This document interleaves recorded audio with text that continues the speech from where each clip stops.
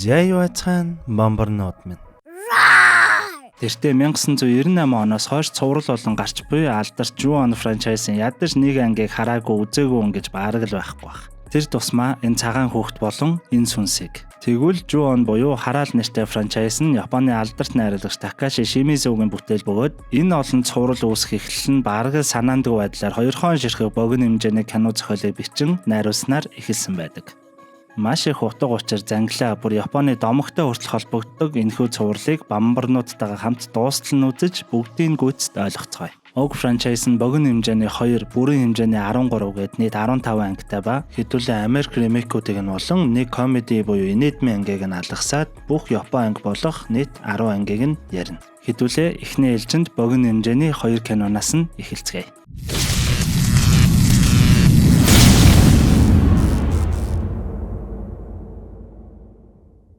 Катасуми буюу In a Corner. Зуныхаа амралтаар өөрсдийн ээлжийн дагуу сургууль дээрээ туулаанууд хооллохоор ирж буй 2 өсвөр насны охиноор кино маань эхэлнэ. Хисаё нэртэй охин нь амьтанд их л хайртай тул маш дуртайгаар туулаануудыг хооллох ба Кана охин их л залхсан янзтай харагдана. Кана охин нь санаандгүй хурууга хадаасан татгснаар найз Хисаё нь шархны ланд авчирхаар сургууль руугаа гүйн орно. Кана охин найзыгаа хүлээх зур нэгэн зүйл араас нь асар хурдан гитэн ирнэ. Хисаё охин лент байран гарч ирэхэд найз нь харагдахгүй байх ба энэ тэндгүү цус болчихсон өнөө туулаанууд нь ч бүгд цусандаа утгалдаад өгцөн байх нь тэр.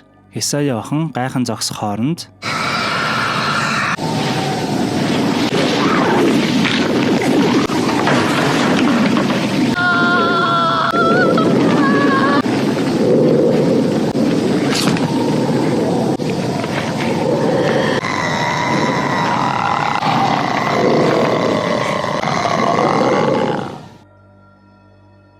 Ten4 буюу 10 ширхэг 4.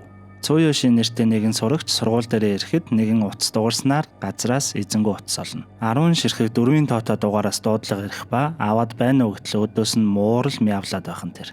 Залууч энэ миний утас биш ээ. Би олсон юм аа гэд тасалтал дахиад л залгаж муурын мявлах дуу гарсаар л байна. Цуёши ч нэг надаар тоглож байна хэмээн бодон чи намайг хараад байна те. Чи энд байна уу гэхэд өдөөс нь байна гэх нь тэр. Залууч гайхан харвал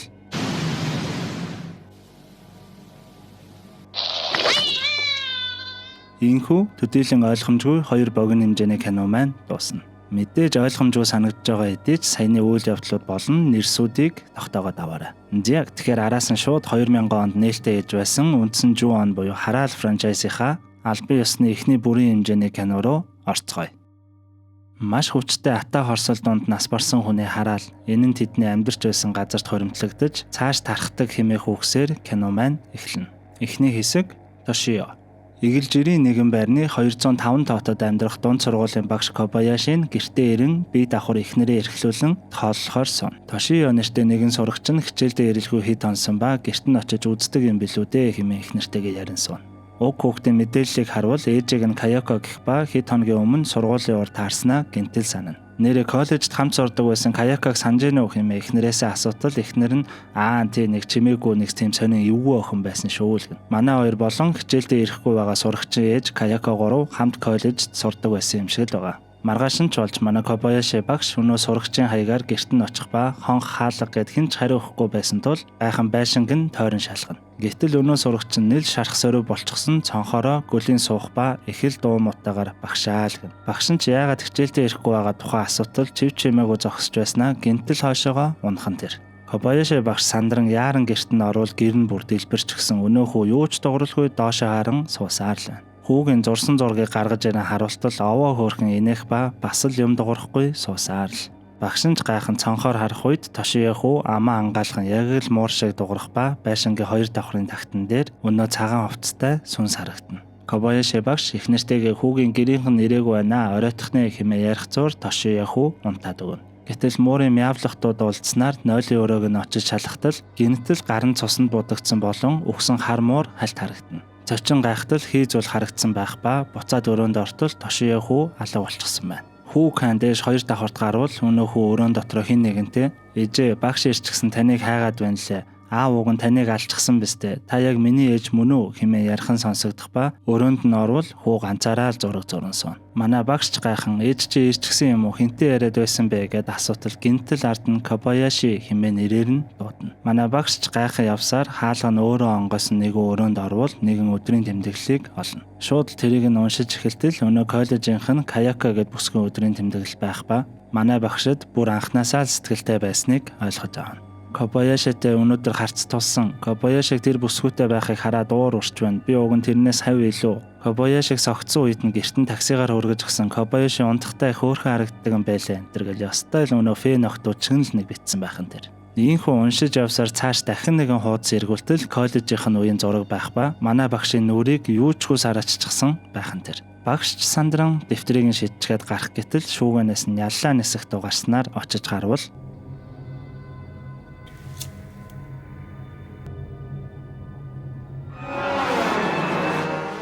Нинхүү манай багш сандран Тошио хүүг аван хоёулаа энд байж болохгүй явъя гэд гарах гэтэл гинтэл утсан дуурна.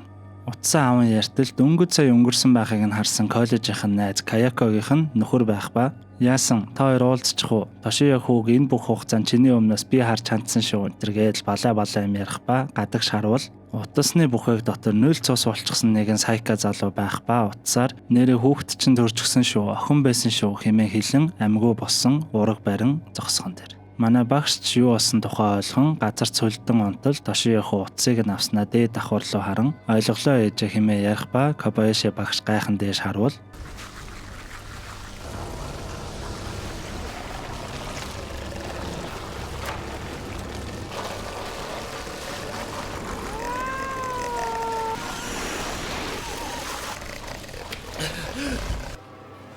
Kobayashi-kun.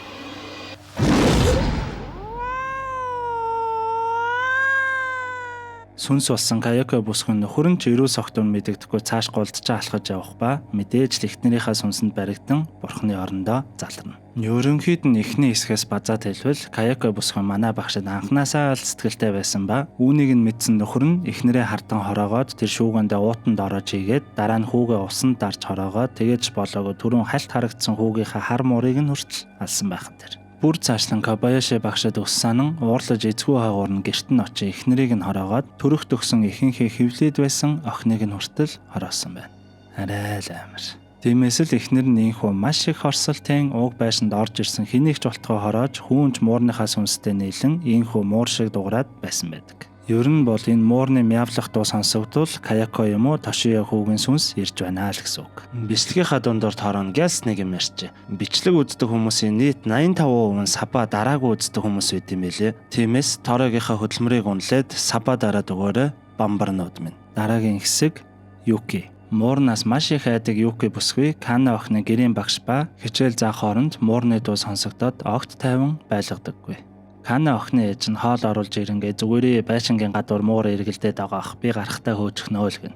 Ээж нь гарч явах үед харуул өнөө хамаг зүйл болсон байшин дүрээрээ байхан тэр. Үлдсэн оёрч хичээлийн их дундуур хальт завсарлага автал Кана охин гинтэл би сургуулиар туулай хооллох ёстой штэ гэж шууд л хувцлаж эхэлнэ. Кана охин гэрээсээ гарахдаа Цуёши ахыгаа найз охинтой болсон тухай шоолоод л гараадгүй. Ах Цуёшин ч гарч ирснээр буцаад өрөөндөө орно. Кана охины өрөөнд ганцаараа үлдсэн гэрийн багш Юкийн байнга л муурны дуу сонсон нэг л тухгүй байх ба яг явах гэтэл гинтэл нэг хар муур гараад ирнэ. Айсандаа Юки босгоо шууд л ор хүнжлийн шүүгээр нүгсрэн гарах ба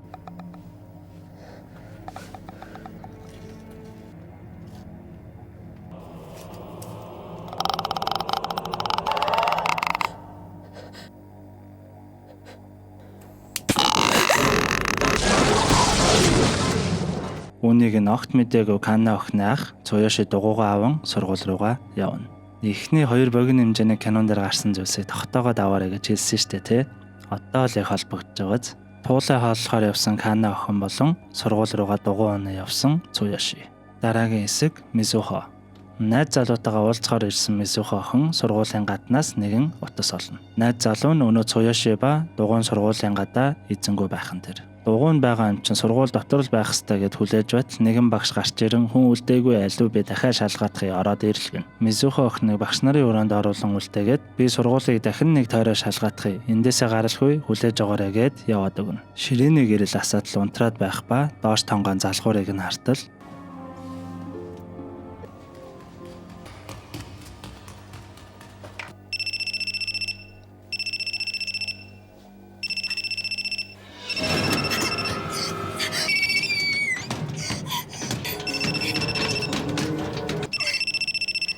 ашгүй өнөөх нь байхгүй болж өнөө гаднаас олсон утсан дугарснаар хартал 10 ширхэг 4 аваад байна уу гэтэл мэдээж л өнөө муурын мявлах туу. Гинтэл гараас нь нэг юм бариад авах ба эргэн харвал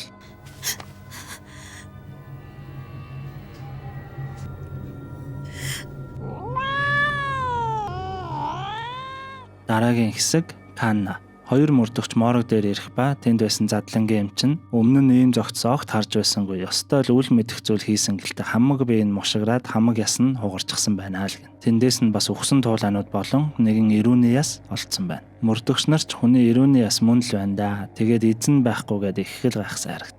Туслах нь орж ирэн цогцнууд олдохын өмнө тэнд харагдсан хоёр охины зураг гэд харуултал мэдээж туулаа холлохоор явсан Кана болон Хисая охтуудын зураг байхан тэр. Кана охины ээж нь гэртээ буцаж ирэх үед Такео гэх шуудаа ирсэн байх ба мэдээж энэ нь өнөө хамаг юмны хэргийн эзэн эхнэр хүүхдээ алдаг алуурчин залуугийн нэр байхан тэр. Дөнгөж гэртээ орж ирээд уцаар ярих үед ардуур нь охин нь юу ч дууралгүй шатаар гарах ба гайхан араас нь очивол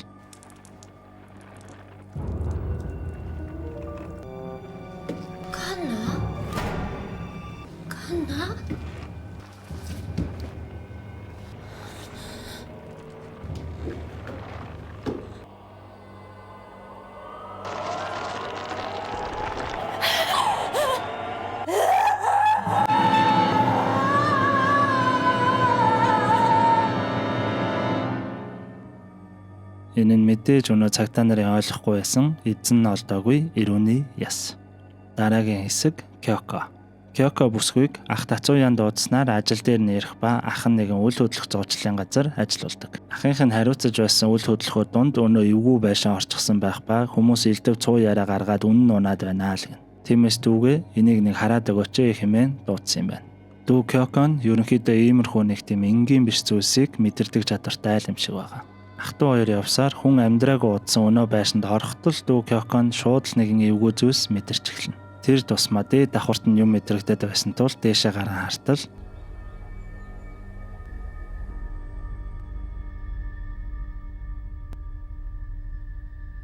хэдийнэ өнгөрөн сүнс болсон Каяко бүсгүйн алуулсан өнөө өрөөнд орж ирэх үед бүрч биеийг тавгуудах ба ахтаа гэлс нэг саке энэ байшинд байвал олоод ирээл гэж явуулна. Аханч гайхсан хэдий ч өнөө сакег нь гэлс олоод ирнэ. Кёко бүсгүй өнөө сакенаас нэг том амснаа нулимайдал гаргана. Саке нэмэрхүү сүнслэг зүйлсийг мэдэрдэг ба эртээр үеэс л элдв муу зүйлсийг хөөх зан үйлд ашигласаар ирсэн гин. Тиймээс саке тодорхой хугацаагаар хүчтэй энерги нөлөөлвөл хүмүүст өөр амтагдаж эхэлдэг гин. Хэрвээ хэн нэгэнд энэ саке муухан амтагдвал та тэр хүмүүст огт энэ байраа түрээслэх хэсэл зарж болохгүй шүү. Маш аюултай шүү л хэмээн ахтаа хэлнэ. Кёко бүсгүйч төд бодлохгүй би энд удаан байж чадахгүй юм байна явлаа хэмээн гараад явна. Кадр солигдоход ах нь өнөө байрыг зарсан гэдгийг мэдэх ба ах нь би өнөө сакег ч амсуулсан зүгээр байна лээ л гэн.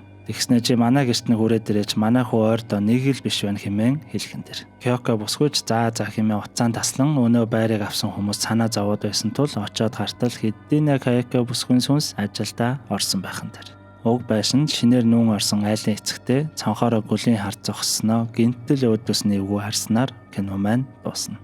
Бүрэн хэмжээний 2 дугаар анги болох 2000 оны Juon Decors 2. Өмнөх анги дээр гарсанчлан Kayako Seiki дүр нь маш их хата хорсолтойгоор нас барсан тул Японы домгийн Onryo сүнс болон хувирсан байдаг. Onryo гэдэг нь Японы уламжлалт сүнсний домогт гардаг өш хонзонгоо тайлах гэж хорвоо дээр иргэн ирдэг аимшигт сүнснүүдийн нэг юм.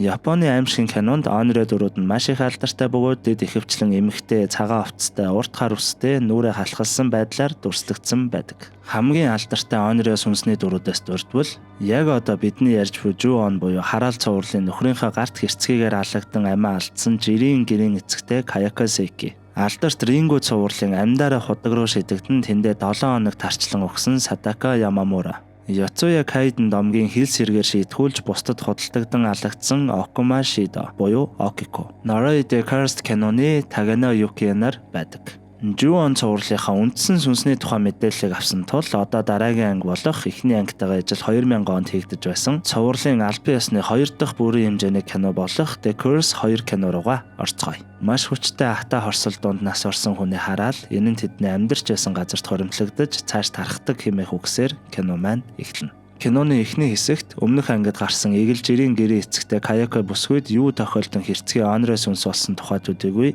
элдв зүйлсийг мэдэрдэг чадвартай Каяко бүсгүйд юу тохиолдсон тухай давтан гардаг тул алгасаад шууд дараагийн хэсэг рүү орцгоё. Дараагийн хэсэг Каяко. Өмнөх анги дээр гарсанчлан ах Тацуян манай хүүдээр очиод нэг үзээд өгөөч гэсэн тул Каяко бүсгүй тэднийх рүү очихоор болно. Ах Тацуягийнх нь өмнөх ангийн Кобаяши багшийн амьдардаг байсан 205 тоотод амьдардаг болсон байх ба хүүн ганцаараа телевиз үзэн сууж байх хооронд мэдээж л Каяко бүсгүйн сүнс альчлана.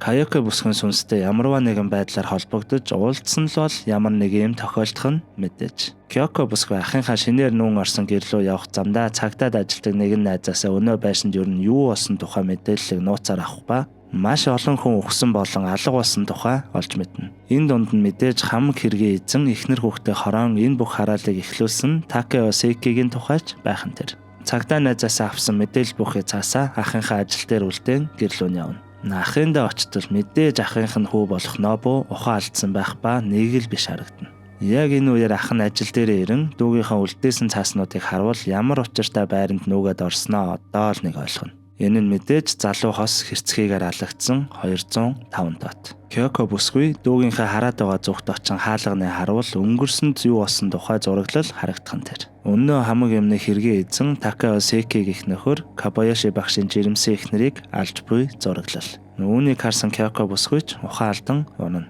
Дараагийн хэсэг Тацуя. Өнөө хараалт байшинд нь шинээр нүүн орсон хосын эхнэрт нь нэргүй илгээмж ирэх ба нэн харуул нэгэн зураг болон дэвтэр байх нь тэр. Энэ нь мэдээж уг байранд өмнө амьдардаг байсан ээжтэйгээ хамт алуулсан Тошио хүүгийн зурсан зураг болон дэвтэр байх нь тэр. Гэрийн эцэгтэй ховстуулж буй юмд харагдах ба гэртээ дөнгөж орсноо нөхрөө хайрлын тавгаар цохоод унгана.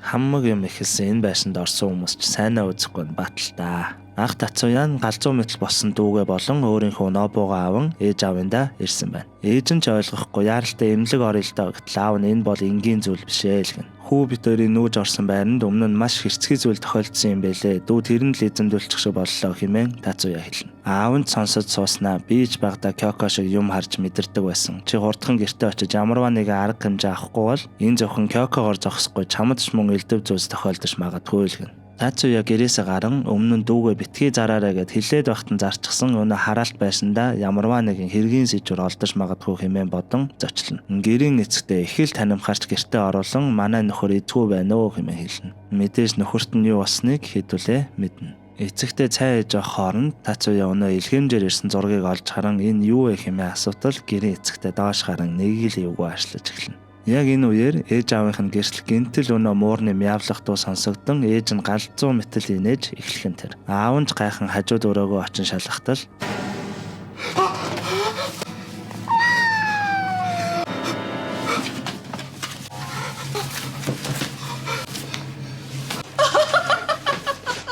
Тацуя ч өнөө хараалт байшиндаа гэрийн эцэгтэй гайхан зогсох ба гинтэл утсан дуурснаар 무소식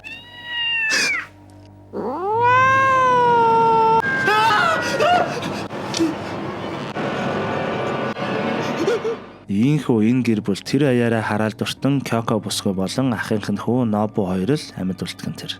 Каяко бүсгүй амьд хэдэж яг л галзуу мэт тоглоомон хүүхэлдэй тэрвэрэн толгоогоос ихсчин суун. Эндээс харуул Каяко бүсгүй өнөө 205 тоотод очсон тул хөөрхий төрөх төгсөн жирэмсэн байхтаа алуулдаг Кобаяши багшийн эхнэр Манамигийн сүнсэнд эзэмдүүлсэн гэдгийг хэдүүлээ ойлгож авна. Каяко бүсгүй ийхүү бурхныхаа орон залрах нь тодорхой болдог ба ахынх нь хүү Нобуч хилгүү мэт чимээгүй алхаж гараад үүдэндээ сууна. Дараагийн хэсэг Камио. Хэсэг хугацааны дараа туулаа хооллохоор явсан хоёр охины хэрэг дээр ажиллаж байгаагаар өмнөх анги дээр гардаг 3 мөрдөгчийн залуу хоёр нь Ахмадиндаа зочлно. Уг 3 мөрдөгч нь үл ойлгогдох энэ хэргийг анхнаас нь л мөрдөн шалгасаар ирсэн байдаг. Ахмадынхаа үүдэн дээрээ Яшикава-сан байна уу гэтэл эхнэр нь шууд л уурлаад хаалгаа хаахан тэр. Хоёр мөрдөгч гайхан буцахдаа гэрийнх нь хажуунаас Ахмадаа харах ба өнөөх нь гөллийн сууснаа өөдөөс нь харан хүүхэдчгэл орилж гарна. Үүнийг нь ч сонссон эхнэр нь гяс гарч ирээд аваад л орно. Ахмадад юу тохиолдсон нь ойлгомжтой. Үлдсэн цагдаа нар болох Камио болон Исука хоёр ганц амьд үлдсэн Нобу хүүг алсаас ширтэн үхсэн алга болсон гэд битүүлэг хэрэгүүдийн тухай ярилцсан сон. Нобу хүү бас л өмнөх шигэ чив чимээгүй алхасаар л. Ахмад Яшикава нь өнөө хараалт байшин сэжиглэн эхнээс нь л мөрдөн судалсаар ирсэн байдаг. Тэнд амьдарч байсан хосууд гинтэл ор сургахгүй алга болсон тухай гайхан ярих ба Ахмадынхаа ширээг зэгцэлж байхдаа олсон зургийг харахаар хэсэг дээрээ очино. Зургийг гарган харавал өнөө шинээр нүүн орсон гэрийн эцэгтэй цонхороо гүлийн зогсох ба өмнөх хуучин зурагтай нь харьцуулахад тис өөр харагдах нь тэр. Хинтээ адилхан харагдаж байна гэтэл мөрдөгч Изука гайхан харснаа Каяка шиг болцгож хэмээн хэлнэ. Камио ч энэ хэрэгтээ орооцолдвол нэг л зүйл буруу болоод байгааг анзаарсан тул уг зургийг шууран аваад шатааж эхэлнэ. Би л энэ хэрэгтээ дахиж орооцолдмооргүй байна. Чи ч гэсэн бойл хэмээн нөгөө мөрдөгчдөө хэлэн нойлын өрөө орно. Ахмад Яшикава нь гэртээ таад ширтэн суух ба эхнэр нь ирэн хартал мэдээж Каяка бүсгүйн сүнс. Эхнэр нөхөр хоёрт юу тохиолдсон нь ойлгомжтой. Үлдсэн мөрдөгч Изука нь хэргийн материал доторх Каяка бүсгүй мэдээллийг харан суухад өөр нэгэн эмэгтэй цагтаа ирснэ. Тантай нэг хүн уулзъя гинэ хэмээн хэлснэ. Барьж буй материалыг нь харан наад бүсгүй чинь таныг дуудсан штэ л гэх юм тэр. Мөрдөгч Изука ч өнөө эмэгтэйгээс чи энийг сайн хардаа яг энэ бүсгүй мөн үү? Энэ үхээ дуудаж байгаа штэ гэд гайхан зогсдол мөрдөгч Камио нойлын өрөөнөөс орилоод л гараад ирэх юм тэр. Камиог тайвшруулан суулгачаад өнөө хоёр нь шалгахаар нойлын өрөө орох хооронд дараагийн хэсэг Нобу буюу Нобуюки. Нобу хүү ангидаа самбар арчин зогсох ба ангийнх нь хүүхдүүд цэвэрлэгээ хийх тухай маргалдан зогсно. Нобу ч нэг юм харсан янзтай цонхоор гөлрөн зогсох ба ангийнх нь нэг хүүхэд дээрлэх нь дуудсан ч тоолгүй л буцаад харна.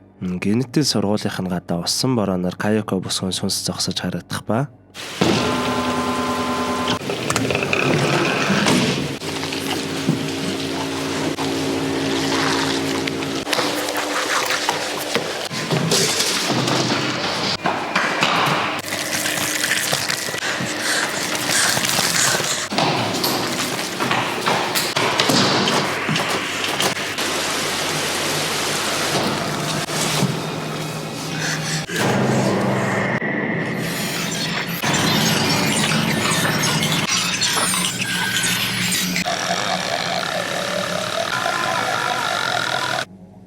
дараагийн хэсэг Саори. Хэсэг хугацааны дараа өнөө хараалтай байшин нь хүн амьдралгүй хаягдсан байх ба Саори, Чаки, Аяно гэх 3 охин ууг байшинд орон тоглож байхад өнөө алдарт муурын дуу гарснаар кино маань дуусна.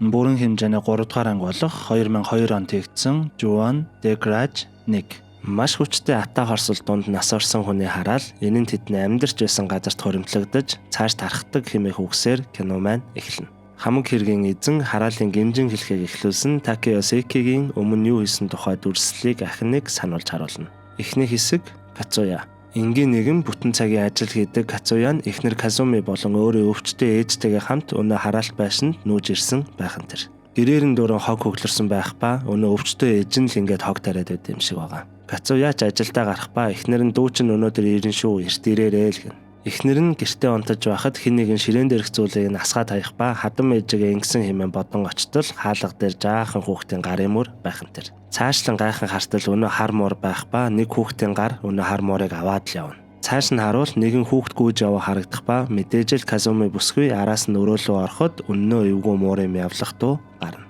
Нөхөр Кацуя нь ажлаа таран гэртээ ирэхэд гэр нь нохоо орон шиг болцсон байх ба ээж нь нэг л эвгүй эхнэр нь огт харагдахгүй байна. Эхнэрийнхээ унтлагын өрөөндөө ороход эхнэр нь таг хөрччихсөн юм ярьж чадахгүй байх ба төргөн дуудах гэхэд ардуур нь Тошиё хүү гүн харагдана. Нөгөө ор өнжлийн шүүгээгээ шалгахад бас л Тошиё хүүгийн сүнс харагдана. Кацуя бүрч гайхан орныхоо цаагаар шалгахтал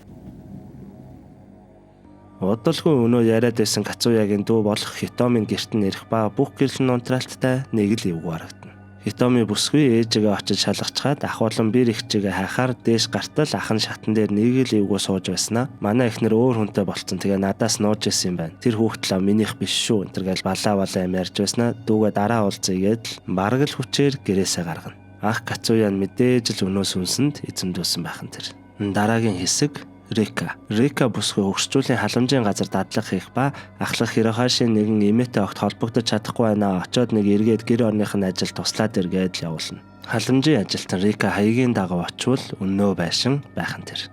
Бүсгүй ч ихнээсээ нэг л эвгүй зүйл мэдэрсэн янзтай яваад орвол хөл гიშгэх газаргүй хогновш болчихсон байх нь тэр. Гинтэл нэгэн хүний гар харагдан очоод харвал Кацуягийн ээж ганцаархнаа хэвтэж байх нь тэр. Рика бүсгүйч гэр орныг нь жаал цэвэрлэж өгөөд эмээтэй юм ярих гэтэл өнөө эмээ чимээгүй суусаар.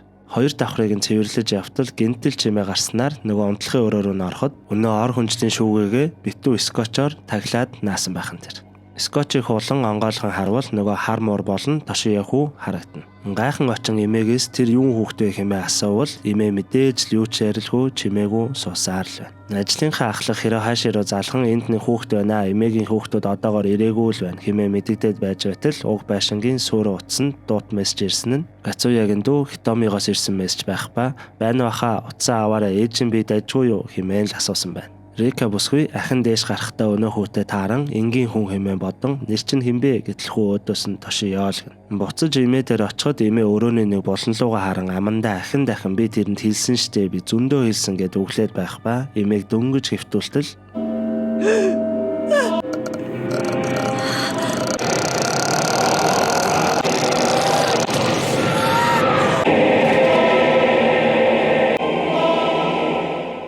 Инхүү Рика бүсгүй юутай орооцолцсон нь ойлгомжтой. Дараагийн хэсэг Хитоми. Өмнөх хэсэг дээр гарсанчлан Хитоми бүсгүй ахынхаа гэрийн утас руу залхан хүн хариу өгөхгүй байсан тул дууд шуутан үлдээчгээд ажилласаа гарах оронд нойлын өрөө ортол гадна нь хүний сүудэр харагдах ба ахаас нь дуудлага ирнэ. Утсан аавын яртал мэдээж л өнөө эвгүй дуу гарснаа тасарчхан тэр. Хитомиж гайхан нойлоос гарах үед цүнхнээсээ уйдаг жижигхэн тоглоомоо унгах ба авах гэтэл Каяко бүсгүй сүнс харагдана. Айд сандран барилгын харуул дээр очин хийлэх ба өнөө харуул нь шалгахаар явсан хойгоор нь камерыг нь үзтэл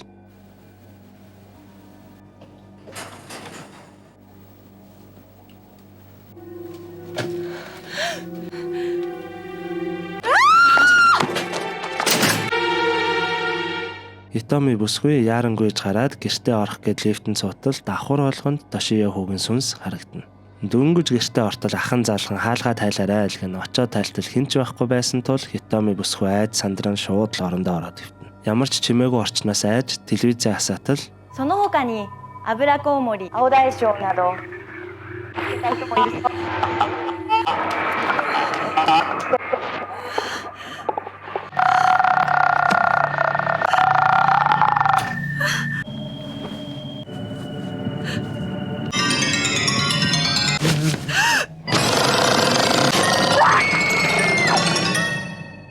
Дараагийн хэсэг Тояма. Өнөө халамжийн газрын ахлах Хирохаши нь дадлагын ажилд нь ирэхгүй байсан тул өнөө байшинд иртэл өнөө эмээ гараа нүүрэн дээрээ нэг л эвгүй байран өнгөрсөн байх нь тэр. Яг хажууд нь дадлагын ажилтар Рика нь ухаангүй шахуул байх ба шууд л цагдаа дуудана. Цагдаа нар ч ирж үзлэг хингээ эмээгийн хөрөө залхтал дээврийн хөндийд нь утсан дугарснаар очин үзвэл хоёр хос маань хэдийнэ өнгөрсөн байх нь тэр. Рика бүсгүй эмнэлэгт хургагдан овоод ажгүй ухаан орох ба уг хэргийг мөрдөж буй мөрдөгч очин санаж буй зүйлсийг нь асууж эхэлнэ. Рика бүсгүйч мэдээж би нэг хүүхд харсан нэрийг нь Тошиё гэж өөрөө надад хэлсэн гэхэд мөрдөгч тийм хүүхэд огт олдоогүй л гэнэ.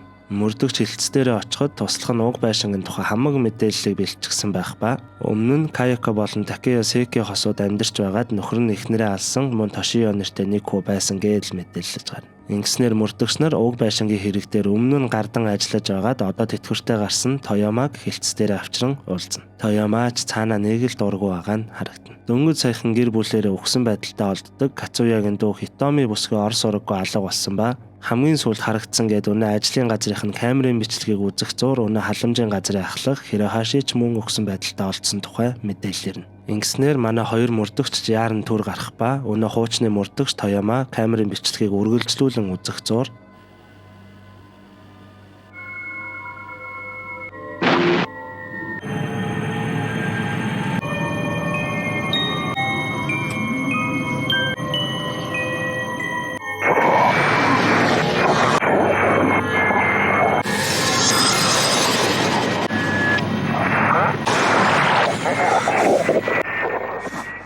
Яг энэ үеэр дадлагын ажилтан Рика Бүсгүй овоо тайвшран гэртээ амарч байхад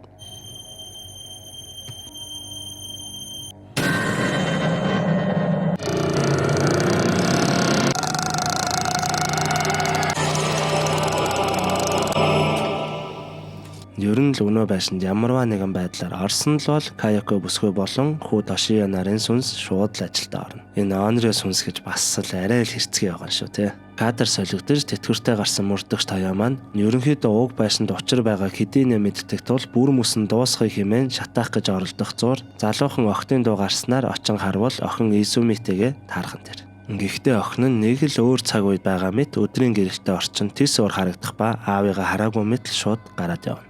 Дээшлэн гарвал Изуми нэрээ явчихж байгаа мó гэсэн гурван охины яриа сонсогдно. Энэ нь мэдээж өмнөх ангийн хамгийн төгсгөлийн хэсэгтэр гардаг Саори, Чаки, Аяна охтууд байхан тэр. Өдрийн гэрэлт энтергээд өөр цаг үеийн болсон үйл явдлыг л харуулах зур гэнтэл охтууд өнөө шуугиунаас юм сонсон очсноо орилж эхэлнэ. Охтуудад юу болсон нь ойлгомжтой. Гэрэлч багас ч үйл явдал одоо цаг үедээ шилжихэд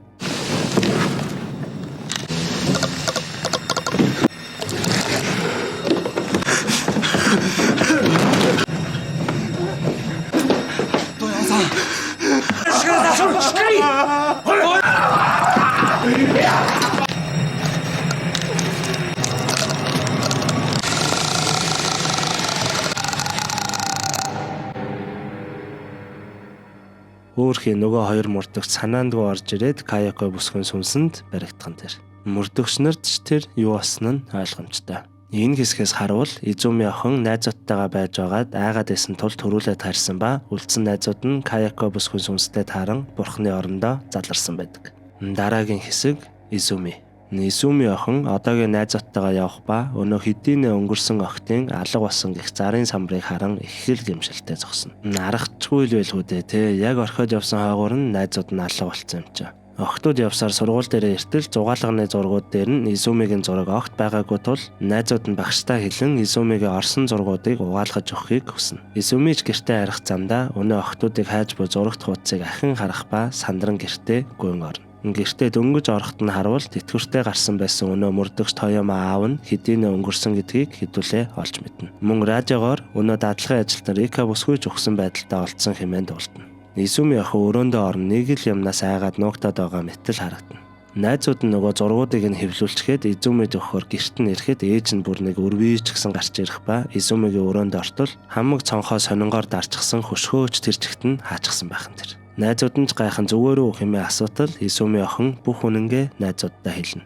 Тэр өдөр ангийнхаа 3 охинтой сүнстэй гэж яригддаг байшинд хамт орсон. Гэхдээ айгаад байсан тул төрүүлээ явчихсан. Харин одоо тэр 3 алга болчихсон намайг хаанаас ч юм хараад байгаа мэт санагдаад байна гэж галзуу мэт ашиглаж эхэлнэ.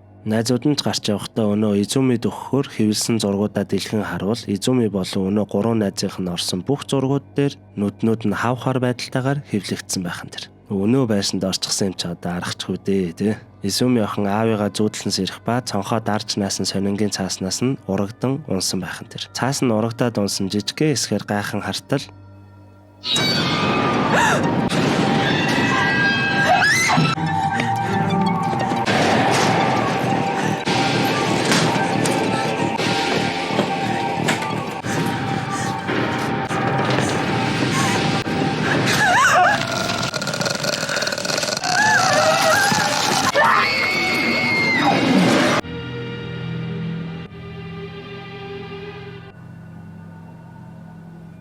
дараагийн хэсэг Каяко. Өгшчүүлийн асрамжийн газрын дадлагын ажилтан Рика Бүсгүй амьд байх үеийг харуулах ба ажлаа хийн нэгэн хөгшнийг асран явна. Өнөө хөгш нь гараараа нүрээ даран нэг л эвгүй үйлдэл хийж хэн нэгэнтэй тоглож байгаа мэт харагдах ба мэдээж л энэ нь Тошио хүүтэй тоглож байсан байдаг. Рика Бүсгүй найзтайгаа уулзахын өмнө шүршүрт орж байтал толгой дээр нь нэгэн гар хальт мэдэгдэнэ. Найз Марикотойгоо уулзсан нэгэн газар суух ба энэ найз нь эхний анги дээр гардаг Кобаяши багшийн ангид багшилж эхэлсэн байдаг. Нэг хүүхэд огт хичээлдээ ирэхгүй байгаа нэг очиж шалгандаа хэмээн ярилцсан суухад Рикад ширээнд орно бас л Тошио хүү харагдхан тэр. Нэгэн хүн нэлээд айд сандарсан тул уулзалтаа дуусгаад гэртээ дөнгөж ирээд унтахад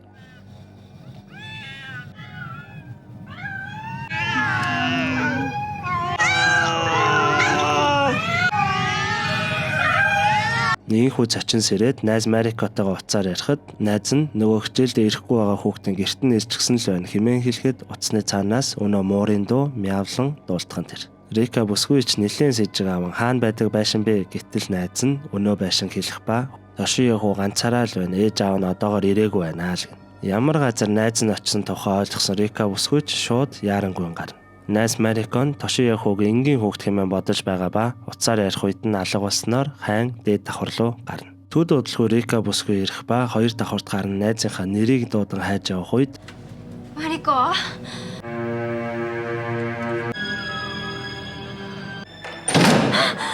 Марико.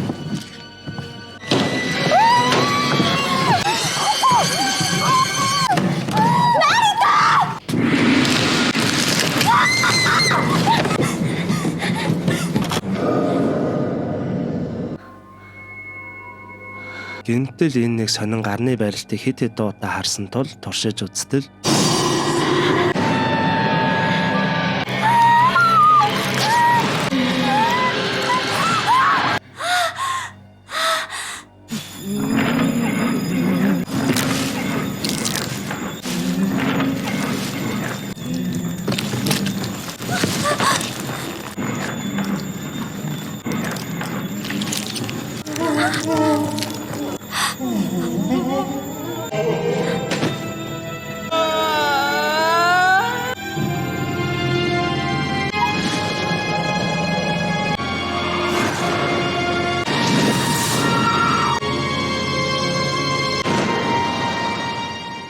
нэгэн хүү нэгэн сонин сүнслэг байдлаар Каяко бүсгүйн сүнс хаана байсан, юу хийсэн тухай олж мэднэ. Удаачгүй хамаг хэргийн эзэн эхнэр хүүхдээ хорон энэ бүх зүйлийг эхлүүлсэн Такея Сайкигийн сүнс бууж ирэх ба бас л Рика бүсгүйд ойртон гараараа хүрнэ. Кадр солигдож уг байшингийн эргэн тойронд ямар ч хүнгүй хаягдсан мэтэл харагдах ба хүн алга болсон тухай зарын хуудсууд хаасайгүй л хийсэн харагдана. Рика бүсгүйн зохицос өнөө дээврийн хүндэд яг л Каяко бүсгүйн зохицос шиг цагаан нуур урт хар үстэй болсон харагдсанаар кино маань дуусна. Төгсгөлийн хэсгийг базаад яривал ерөнхийдөө Рика бүсгүй уг хараалыг Каяко бүсгүйгээс аван Каяко шиг аюултай нэгэн сүнс болж байгаа юм. Тэрээр Такеогийн эхнэр Каякогоо хэрхэн хэрцгийгээр хөнөөж хүү Тошиёгоо алсан тухай үйл явдлыг мэдэрдэг. Энэ үед Рика бүх зүйл хувь заяагаар шийдэгдсэн мэт ойлгож өөрийгөө энэ хараалаас зүгтэх аргагүй гэж хүлээн зөвшөөрдөг. Жуон цувралын дүрм ёсоор хараалтай газар орсон хүн үхэж дараагийн хараал тараагч болдог. Үүний дагуу Рика ч гэсэн хараалын шин золиос болж цаашид хараалыг үргэлжлүүлэх хувь тавилантай болсон гэж үзэж болно. Бүрэн хэмжээний 4-р анги болох 2003 онд хийгдсэн Жуон Де Граж 2. Эхний хэсэг Мигуми. Би давхар аимшигын киноны жүжигчин Кёко бүсгүй нэгэн кино группт орон ажиллаж эхлэх ба стилист Мигуми бүсгүй түүнийг зурганд бэлтэн сон. Мигуми бүсгүй таны энэ ч кино гоё шүү, тэр ч кино гоё шүү би үзсэн хэмээн ярилцсан суухад би ч гэсэн үзсэн шүү гэд орж ирэх энэ залуу бол залуухан найруулагч Кейсүке. Зураглаач нь бид хэд бэлэн шүү гэхэд найруулагч нь удахгүй буулаа хэмээн хэлэхэд нь харуул мэдээж энэхүү цувралын маань хамаг зүйлс болдог алдарт хараалт байшин байхан тэр. Олон нийт Кёко бүсгүйг аимшигын киноны Хатан хаан гэж нэрлэдэг тул уг найруулагч нь албаар энэ алдарт сүнстэй гэгдэг байшинг сонгон алдарт аимшигын киноны Хатан хааныг урьж оролцуулан нэвтрүүлэг хийж байгаа нь юм. Үс нүрээ янзарч дуусчаад зургандаа гарахад стилист Мигуми бүсгүй өрөөний шалан дээрх цусны толбыг их л гайхаар. Дөнгөж карьер нь эхэлж буй Томоко бүсгүйгээр уг зураг авалт нь эхлэх ба ерөнхий уг байшингийн тайлбарыг хийснээр аимшигын киноны Хатан хаан Кёко хүлээн авцгаая гэснээр Кёко бүсгүй зураг авалтанд орж эхэлнэ. Олон жилийн өмнө уг байшинд нөхөр нь эхнэрээ алаа дараагаар нь хүүхдээ усан живүүлсэн хэрэг гарсан гэд ярин явтал гинтэл дууны оператор нь орилох ба Кёко бүсгүйгийн микрофоноос нэгэн эвгүй хятнах дуу гарлаа л гэн. Мэдээж л бүгд гайхаа хоцорно. Зураг авалтын дундуур завсарлага авч байх зур Кёко болон Мигуми бүсгүйнээр ярилцсан суух ба Мигуми бүсгүй өөрийн утаснаас нэгэн зүйлтийг салган Кёко бүсгүйд бэлгэлдэг. Мигуми манай Кёко бүсгүй жирэмсэн гэдгийг мэдсэн тул эсэм минь амарчхыг нь бэлэгдэн бэлгэлсэн байдаг. Манай Кёко ч уг бэлгийг харан гайхан сууж байхад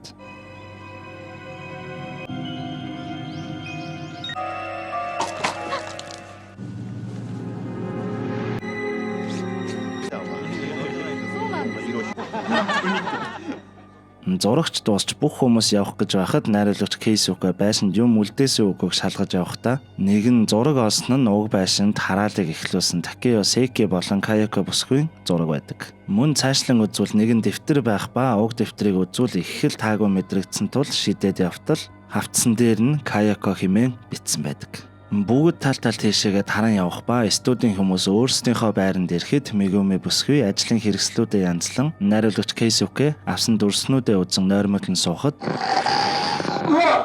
マイクの方だ。今なんか変な音入ったぞ。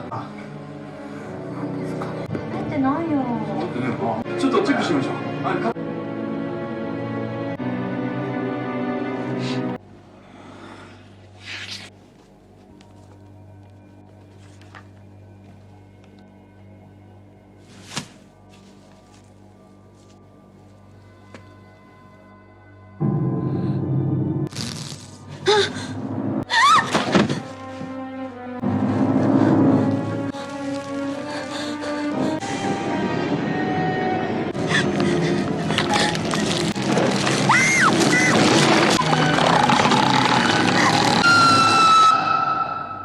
Нийхүү уг сонин хэлбэртэй цусны толбо нь яг ямар учиртай хэдүүлээ олж мэднэ. Бүх хараалын эхлэл болсон Каяко бүсгүйн нөхөртөө аллуулан өнгөрөхдөө үүсгэсэн толб байдаг. Дараагийн хэсэг Кёко. Кёко бүсгүйг зураг авалтаас нь нөхөр нь ирж авах ба машинда юм ярилцсан явах үед гинтэл нэг зүйл мөргсөн нь жижигхэн хар муур байдаг. Кёко бүсгүйж гайхан машин дагуур артал хүүхдийн нүцгэн хүл харагдах нь тэр. Манай хоёрч сандрын шууд цааш үргэлжлүүлэн явтал гинтэл нөхрийнхэн доор Тошио хүүгэн сүнс харагдсанаар осолдон зогсно. Имлэгт Кёко бүсгүй арай бага бэртэлтэй харагдах бол нөхөр Масашийн комонд орсон байдалтай байна. Манай хүүгээс олж хүүхдээ уртлаа алчглаа биднийг уучлаарай гэдэл хадмууд нь их хэл зөхөрсөн янзтай харагдана. Нөхрөө харан зогсож байтал гинтэл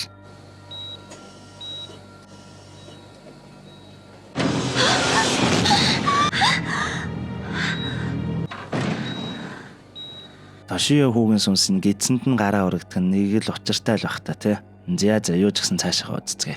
Кёко бүсгүй гэртээ ирэн ээжээсээ надад ямар нэгэн дүү байсан уу? Багтаа өнгөрсөн ч юм уу гэд асуудал ээж нь үгүй чи бол миний цор ганц хүүхчүү дээлгэн. Маргааш нь жуулж Кёко комонд орсон нөхрөө эргэчгээд явтал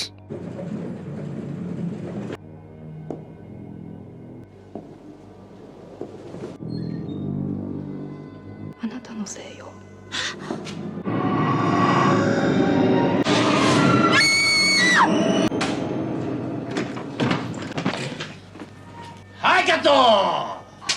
Ийхүү өөр нэгэн зураг авалт дуусахад туслахаар орсон нэгэн сурагч нь Кёко бүсгүйгийн гидс рүү хараад их л айсан янзтай гөлөрч байгаад ухаан алдаад унах нь тэр. Хүүхдээ алдсандаа маш их харамсаж буй Кёко бүсгүй эмчид очин үзүүлтэл эмч нь ургийн божилт ямар ч асуудалгүй явагдаж 3 сар хагастай байна л гэн. Мэдээж манай Кёко бүсгүй шок.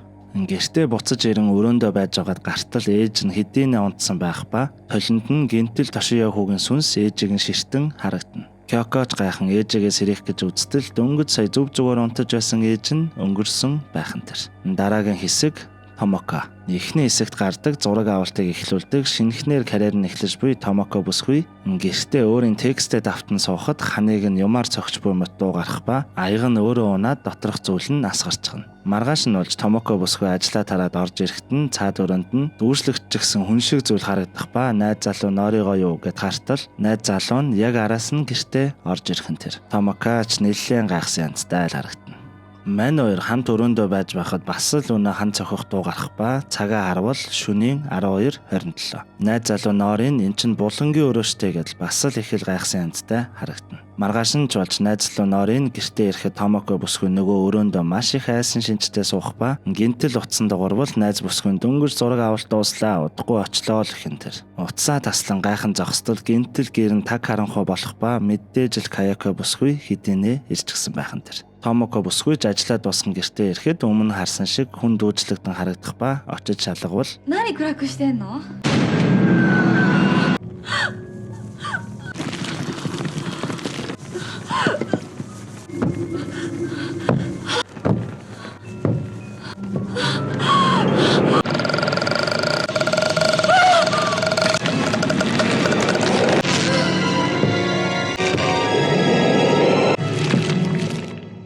Өмнө нь хүн дүүжилсэн мэт харагдсан ширээн дээрх аяг нь өөрөө унсан. Яг шөнийн 12 цаг 27 минутанд хан нүдэхтөө гардаг байсан гэдэл бүх хөл зүйл хэдийн ямарваа нэг юм хилээд л байсан мэт. Дараагийн хэсэг Кейсүке.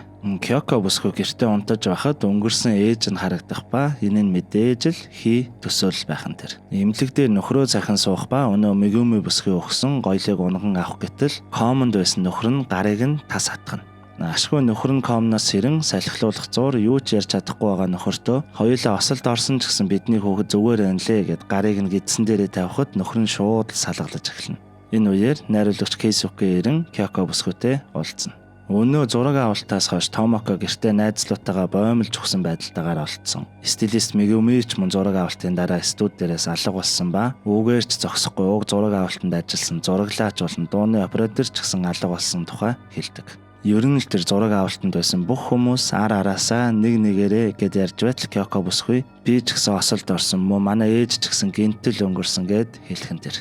Кёко бүсгүй найруулагч залуугаар гэртээ хөргүүлээд орох гэтэл стилист Мегуми бүсгүй байх ба гэрлүүн шууд алхаад орчихно. Мань хоёрч гайхан орж Кёко гэрийнхаа өрөөнүүдээр хайх зур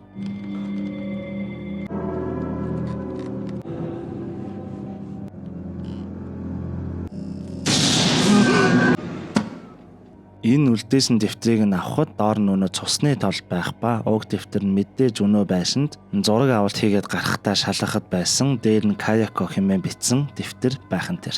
Тэр байшинд очсноос болж нэг л зүйл болоод байгааг ойлгосон манай хоёр телевизийн архиваас уг байшингийн тухай мэдээллүүдийг нь үзтэл Такио Секи гэх залуу эхнэр Каякогоо харталтаас үүдэн өөрийн гараар хороож өөрийн хүүхэд Тошиёгч мөн алсан тухай олж мэднэ.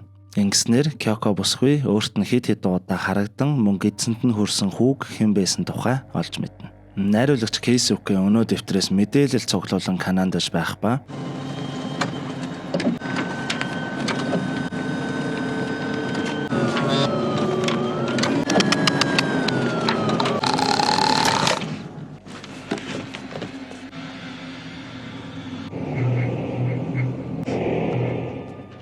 яг энэ үеэр Кёко бүсгүй гэртээ унтаж байхад өнөө дэвтэр доор нь харагдсан цусны толб нь бүрэл томорсон харагдах ба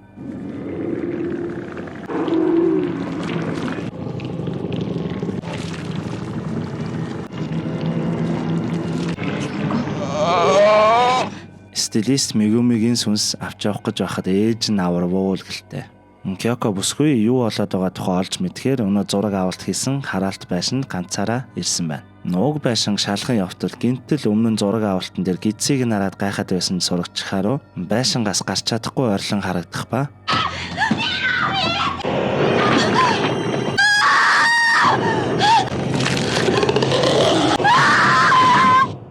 дараагийн хэсэг Чихаро.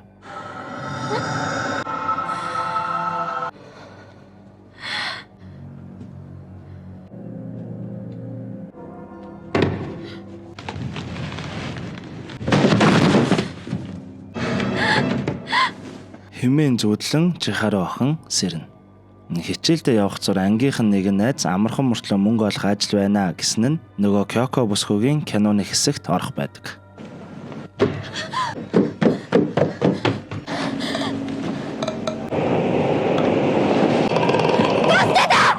Хэмээн дахин зүүд жимшиг эсвэл нэг зэрэгэлдээ ертөнц жимшиг юмнаас сэрхэн тэр. Өмнө нь гарсанчлан зураг авалт дуусахад Кёко бүсгөр айн ширтээд байсан нь ийм учиртай байдаг. Энэ нь мэдээж Тошиёху.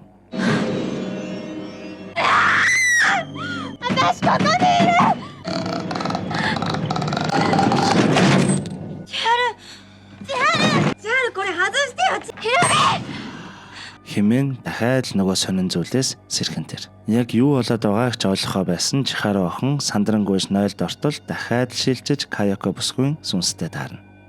Найд сандран толгой нэргэн гарангүйхтэй нэгэн хүүхэдтэй мөргөлдөн унах ба гайхан хартал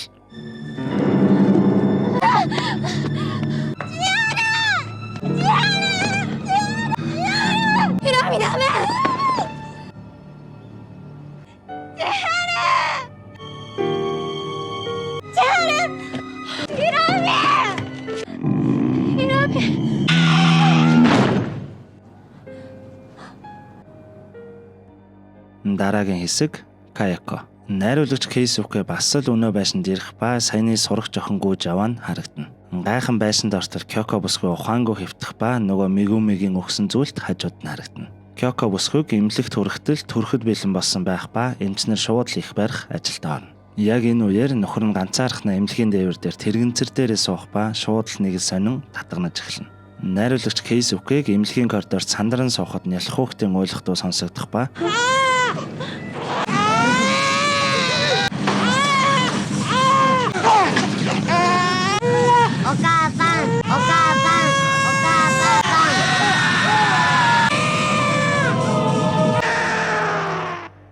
ийм нэгэн ойлгомжгүй зүйл болж Кёко бүсгүй нөхөр нь байшин дээрээс үсрэн амиа оруулсан байдалтай харагдана. Найруулагч Кейсүкийг өрөөнд орж ирэхэд бүх эмчнэр өгсөн байдалтай харагдах ба гинтэл хүүхдийн уйлах дуу сонсогдсноор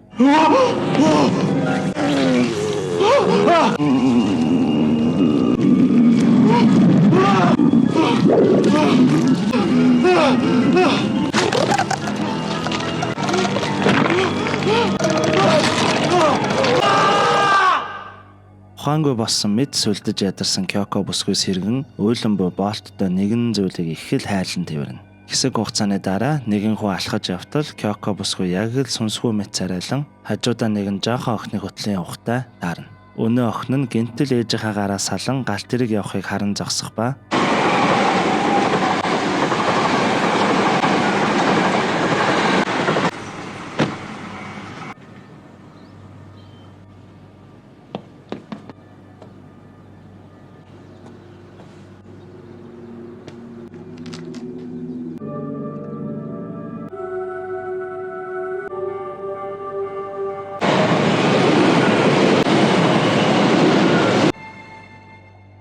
Нийхүү Кёко бүсгүй өнгөрөн кино маань дуусна.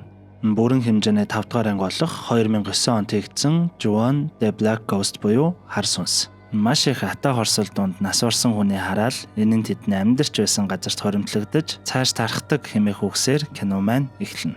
Эхний хэсэг Фукие. Дунд ангийн нэгэн хүү сургууль тарах цагаар нэгэн охины гайхан харан зогсох ба өнөө охин нь гинтэл таталтууг нь татгана унснаар хүүгүүн ээжийг нь дуудана. Ээж нь чимлэг дээр ирэхэд охин нь овоо сэргсэн байх тул охиноо аваад гэртээ ирнэ. Гэртээ ирэхэд хэдийн ээжээс нь салсан аав нь ирчихсэн байх ба Фукие охин гинтэл муухай орилж өнөө эвгүй хятнах дуу гаргаж байгаад ухаан алдаад дунана. Аав нь гайхан дөхөн очтол аавынхаа гараас тас атхан нэлээд зэврэн хүүтэй хоолоогоор та энэ гараараа хүн ална хэмээн хэлнэ.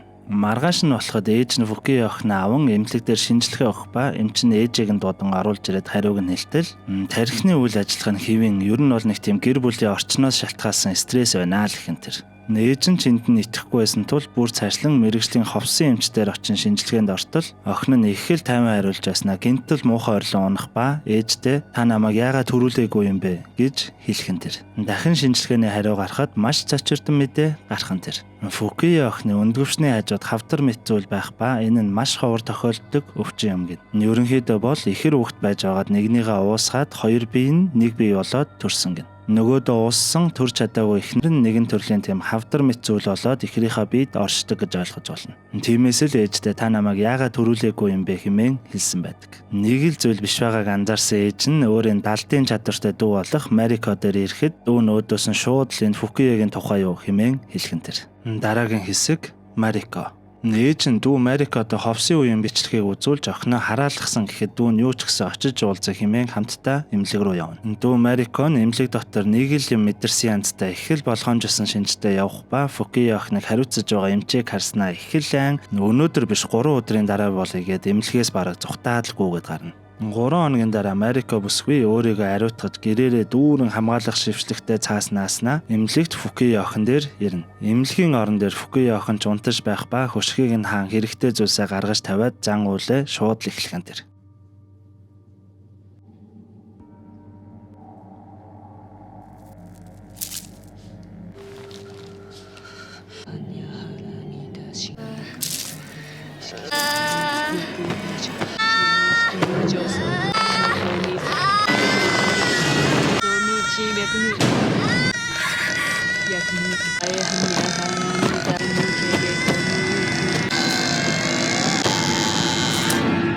Ийхүү зан үйл дуусаж ашгүй Фукуя охины дотор нуугдсан төр чадаагүй ихрийнх нь хараагдсан сүнсийг зайлуулна. Нууг шүн Марико бүсгүй гэртээ унтаж байхад гинтэл утсан дугран Фукуя охины хоолоогоор би удахгүй очлоо хүлээж аваарай гэж хэлгэн тэр. Удаачгүй хаалганы хонх дуурах ба очин харвал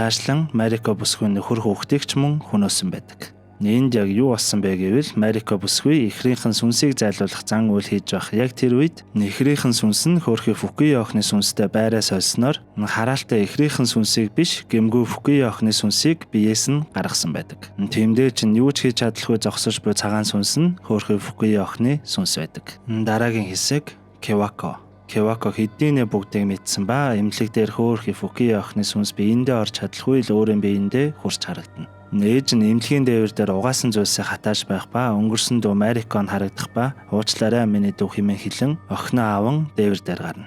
Охиноо тэрэгэнцэр дээр түрэн явахдаа би юу болоод байгаа бүгдийг мэдж байгаа чамайг төрүүлээгүй чи биднийг үзэн яддаг тийм үү? Бүгдийг яг одоо энд дуусгацгаая хэмээн хэлэн шууд л охиноо тэрэн дээврээс үсэрч амиа оролцгоо. Нээж нь амьсгаа татахын өмнө хартал охиных нь биеинд орчихсон байсан өнөө хараалт ихрийнхэн сүнс болох аимшигт хар сүнсийг хэдийнэ чөлөөснөө олж мэднэ. Дараагийн хэсэг Тэцуя. Нэхнэр нөхөр нь хүүхдийн хамт учир битүүлгээр алагдсан нөгөө хөөрхий Марико бүсгүн гэрийн урдуур Тэцуя залуу их л сониучирхан яван өнгөрнө. Тэцуя залуу өөрийн хөрш эмнэлгийн сувлагч Юко бүсгүйд крашлдаг ба орой унтаж байхад нь ханыг нь юмар нүдэж буй өгөөдөө гархан тэр. Өглөө нь журч Тэцуягийн найзууд гэрт нь ирэхэд шүн гарсан дуу хэлтэл найзууд нь мэдээж л итгэдэг. Найзууд нь гэрт нь үлдэж өөрөө ажилдаа гарах үед краштайгаа таарах ба юу ч дууралгүй зүрсэнд нь гайхаа очиж харуул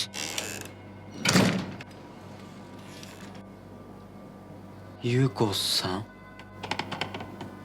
大丈夫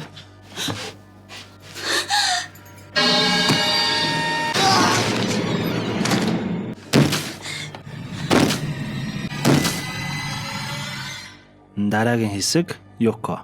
Фукуя охиныг амьд сэрүүн байхад асардаг байсан эмнэлгийн сувлагч Юко бүсгүй Фукуя охинтой их л найрсаг найзууд мэт л харагдана. Нөгөө ховсын эмчийн шинжилгээний дараа Фукуя охин дээр ирэн харуул гидсэн дээр нэгэн зүйл харагдах ба өөр эмч дуудан үзвэл юу ч харагддаггүй. Юко бүсгүй гайхан ажиллаа дуусгаад гэртээ харин унтахад бас л ханыг нь юмар нүдэж буй мөт дуугаран нойлогтой унтаж чадалгүй маргааш нь болгодог. Маргааш нь ч болж ажил дээрээ ирэн Фукуя охиныг шалгахаар очтол Фукуя-чан もういい加減にしてよ。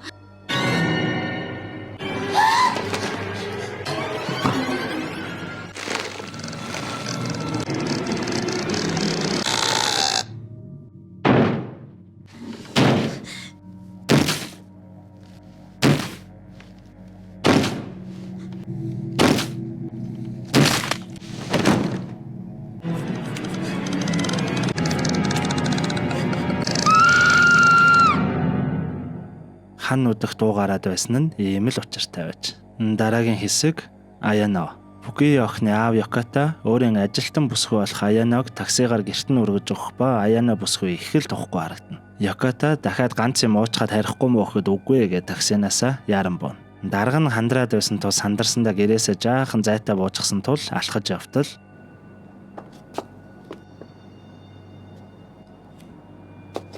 Хэнжи шите кудасай.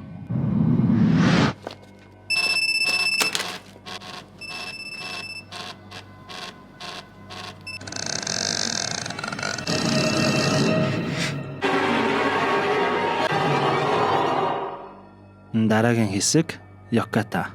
Ажилтан Аяно нь ажилдаа ирэхгүй байсан тул Яката хаягаар нь гэрт нь ирэхэд хаалга нь онгорхоо байхан тэр. Аяно бүсгүй нэг л эвгүй төрхтөө байж байснаа даргыгаа шууд л түлхэж унгаагаад боож эхэлнэ. Бүсгүй хоолойг нь боож байснаа яг л өмнө нь Фукуя охин нь хэлж байсан шиг чи энэ гараараа хүн ална хэмээн хэлэхдээ зэрэгцсэн Яката ухаан алдаад унхан тэр. Нэг сэрээд харвал хин нэгэн Аяно бүсгүйг бүсээр боон алсан байна. Нүүн сандарсан Йокото шууд л цогцыг аван ууланд очин булж эхлэх ба дөнгөлж булж дуусаад эргээ тартал огт булаагүй мэт л харагдах нь тэр. Йокото ч маш гайхан очоод нүрийг нь харуул дахин өнөөх хятнах дуу гарах ба өргөжлүүлэн ахин булж буй дүрслэлээр ямар ч буруугүй хөөрхий Фукио охин төр чадаагүй ихрээсээ болж өнгөрөн ихрийнх нь хараалт сүнс буюу хар сүнс ямар хэрцгий болж буй тухай өгүүлэх Ju-on Black Ghost кино маань энд хүрээд дуусч байна. Бүрэн хэмжээний 6 дугаар анги болох 2009 онд хийгдсэн Ju-on White Ghost буюу цагаан сүнс. Маш хүчтэй атаа хорсол дунд нас барсан хүний хараал энэ нь тэдний амьдарч байсан газарт хоримтлагдаж цааш дарахдаг. Цасан дунд нэгэн залуу өөрийгөө боомлон өнгөрсөн харагдах ба цүнхэн дотроос хар ус гарч ирж буугаар кино маань эхэлнэ. Эхний хэсэг Fumiya. Тортны газрын хүргэлтийн ажилтан Fumiya нэгэн айлд Крисмсийн өдрөөр захиалсан тортыг нь хүргэн ирэхэд хаалга нь онгорхой байна. Явж ороод хүргэлт ирлээ хэмээн орилоход галтгооноос нэгэн эмэгтэй гарч ирээд түр байж байгаараа удахгүй очлоо хэмээн хэлхэн тэр. Мань залуу ч юм бодлохгүй хүлээж байтал өнөө хүүхэн дахин гарч ирээд өнөө өгөө хэлснээр цааш ортол бүдрэн унах мэт дуу гардаг. Fumiya залууч гайхан очин харуул уг өрөөнд хүн байхгүй байх ба угаалгын өрөөнд нь ус гоожуулсан нь сонсогдно. Угаалгын өрөөнд орон харуул байрны хэсэгт ард нь сүүдэр харагдсанаа хөшгийг нь татан харуул гал гарсан мэт зүйл харагдах нь тэр. Гинтэл хажуугаар нэгэн жаахан хүүхэд явах ба араас нь очин харуул гартаа жижигхэн тоглоом матгсан толгойгоо цогц байх нь тэр. Мань залууч бүр шокрон доошо буутал галтаагооны өрөөнөөс дахиад л түр байж байгаараа удахгүй очлоо хэмээн хэлхэн тэр. Бүр гайхан шалгахаар галтаагооны өрөө рүү дахин очтол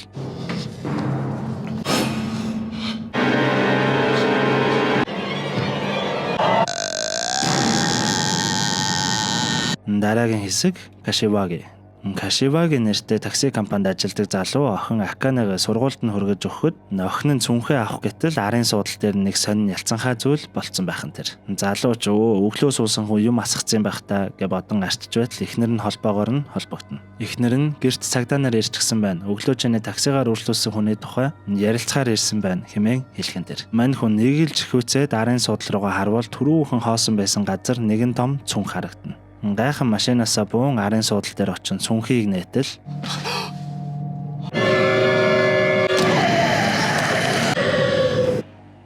дараагийн хэсэг Акане буюу өмнөх хэсгийн Kashiwagi-гийн охин.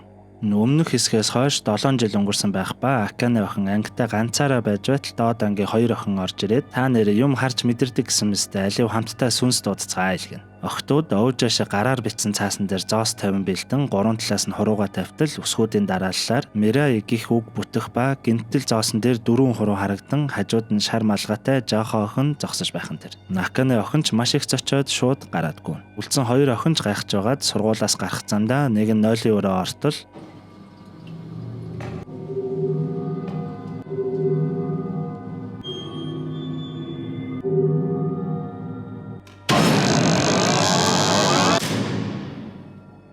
дараагийн хэсэг Isobe.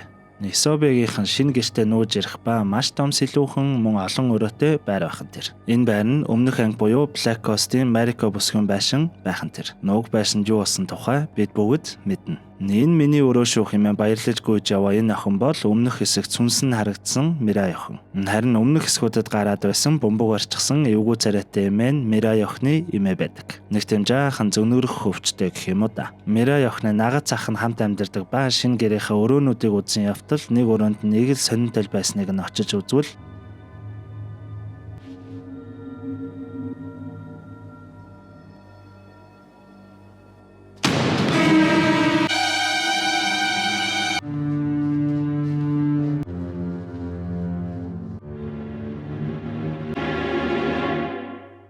дараагийн хэсэг Chiho. Өнөө тортны газрын хүргэлтийн ажилтан Fumiya-гийн найз охин Chiho цагдаагийн газар руу яаран гүйж очвол Fumiya бүр шоконд орчихсон сууж байх нь тэр. Крисмсийн өдрөөр хамтдаа гадуур тэмдэглэх төлөвлөгөө нь хударсан тул мань хоёр гэртээ хурган торт үлээж тэмдэглэхээр болдог. Найз охин Chiho бэлэг өгсөн ч манай залуу нэг л сонирн байгаад байна. Тортоо үлээгээд зүсэх гэтэл өдөр харсан зүйлсэн санаанд орон дотор нь муухайран нойлроогүй. Найз охин ч уурхэж чадхаараа аргадаад байж байтал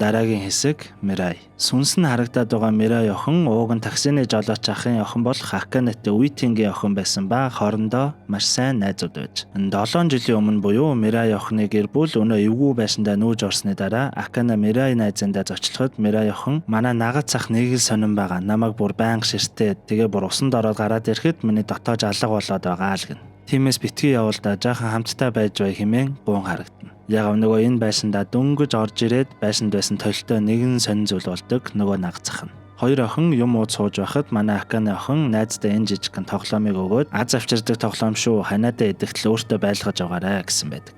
Өнөө эмээн чөөрхий бүрл илүү хөгшөрч зүнгэрсэн янзтай харагдах ба нөгөө наг цахын бөмбөгийг байнга л барай явна. Гинтэл наг цах нь орж ирснээр шууд Аканыг хөөж гаргах ба гараас нь барихтал энэ байшингаас болж наг цахт нь нэг зүйл болоод байгааг Аканы охин мэдэрдэг. Аканы охин ч гарын явхад хөөрхийн Мирай охин намайг битгий орхиоч гэж цонхороо зөндөө орлонгуйсан ч Акана юу ч хийж чадахгүй явсан байдаг. Наг цах нь Мирай охины үсийг үнэрлээд нэг л сонирн байхад эмээн ч бас орж ирснээр наг цахын гарыг өөрийн хөхөн дээрээ тавиад эхэлнэ. Яг энэ үеэр байшингийн гадаа ч гэсэн энэ Жуан цувралын бүх хараалын эхлэлийн нэг хэсэг болох Тошиехүү суун харагдана. Нэг л гажиг эвгүй юмнууд болоод шүү энэ байшинд. Дараагийн хэсэг Ясукава. Ясукава нэртэй мөрдөгч хэргийн баримтуудыг үзэж байхад гинтэл нэг касет гарч ирснийг нь сонсвол би удахгүй очлоо гэдэл давтаад байдаг. Үүнийг нь харсан ахлах нь сандран өнөө касетыг нь гаргаад шууд лифтэж хаяна. Мөрдөгч дээш гарan ахлахаасаа асуутал 7 жилийн өмнө нэг айлд нэгэн залуу гэр бүлийнхаа бүх хүнийг алаад өөрөө ууланд очоод боомлж өгсөн байдалтай олдсон гэнэ.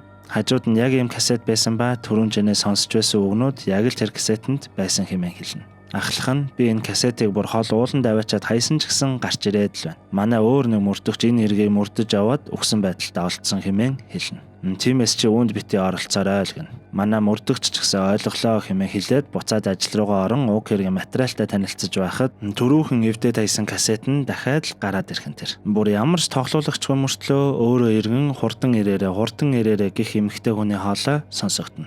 Иймд хэдүүлээ ер нь яг юу болоод байгаа тухай одоо л нэг ойлгож авна да. Дараагийн хэсэг Ацуши.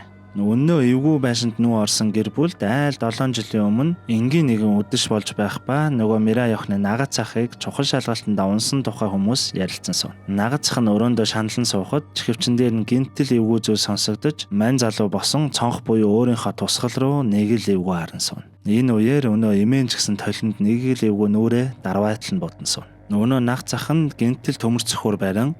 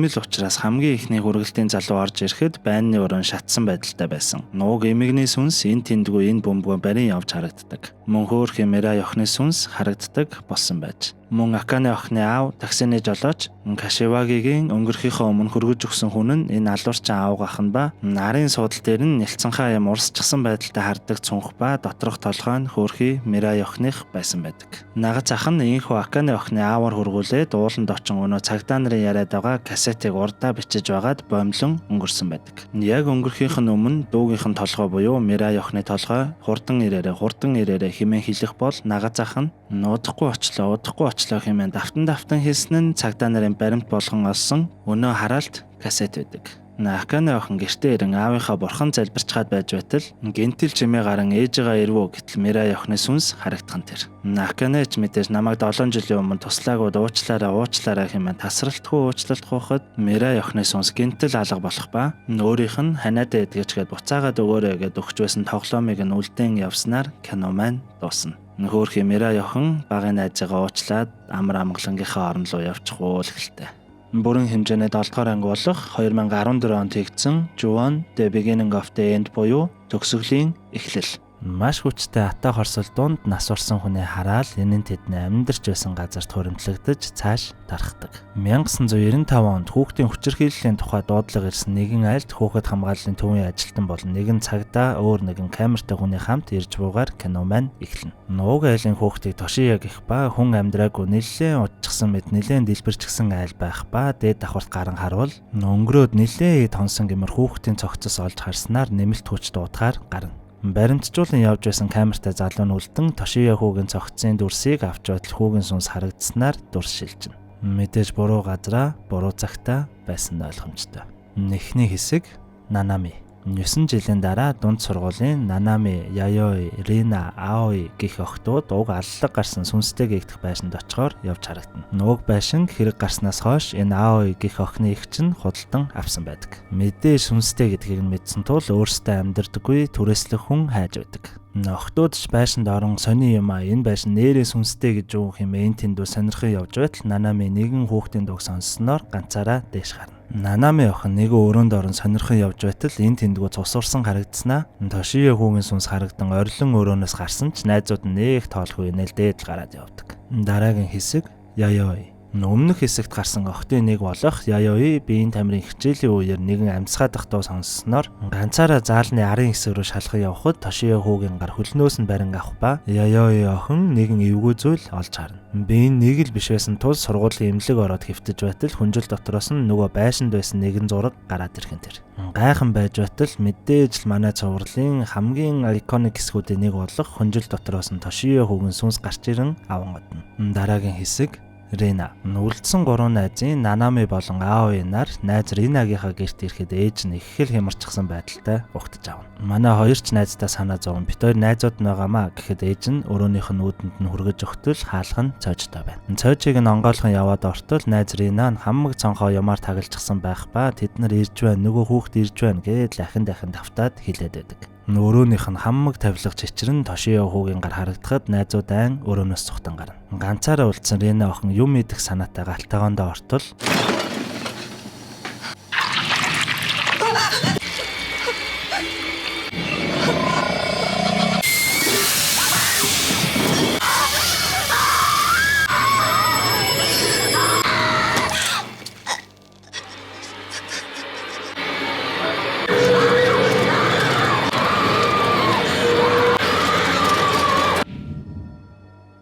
дараагийн хэсэг Аои. Нийлдэв зүйл үзэж харан шоконд орсон Аои охин гэртээ гүлийн байх ба өнөө байшин эзэмшдэг ихчээсээ тэр байшин нэрээ сүнстэй юм уу гэхэд их чин тэр байшин түрээслэхээр босноо хэлэх ба сүнсний тухай мэдэхгүй хэлгээд нэг л сонирм мэлзээд байна. Нэгчийнх нь нөхөр буюу хатан ах нь гарч ирэн тэр байшин руу ороогүй үсттэй гэдэл их л санаа зовсон шинжтэй асуухад Аои охин ч үгүй л гэд худлаа яриад авдаг. Аои охин ч ариун цэврийн уроонд орон найзуудаа санаа зовон усан нүдлэж байхад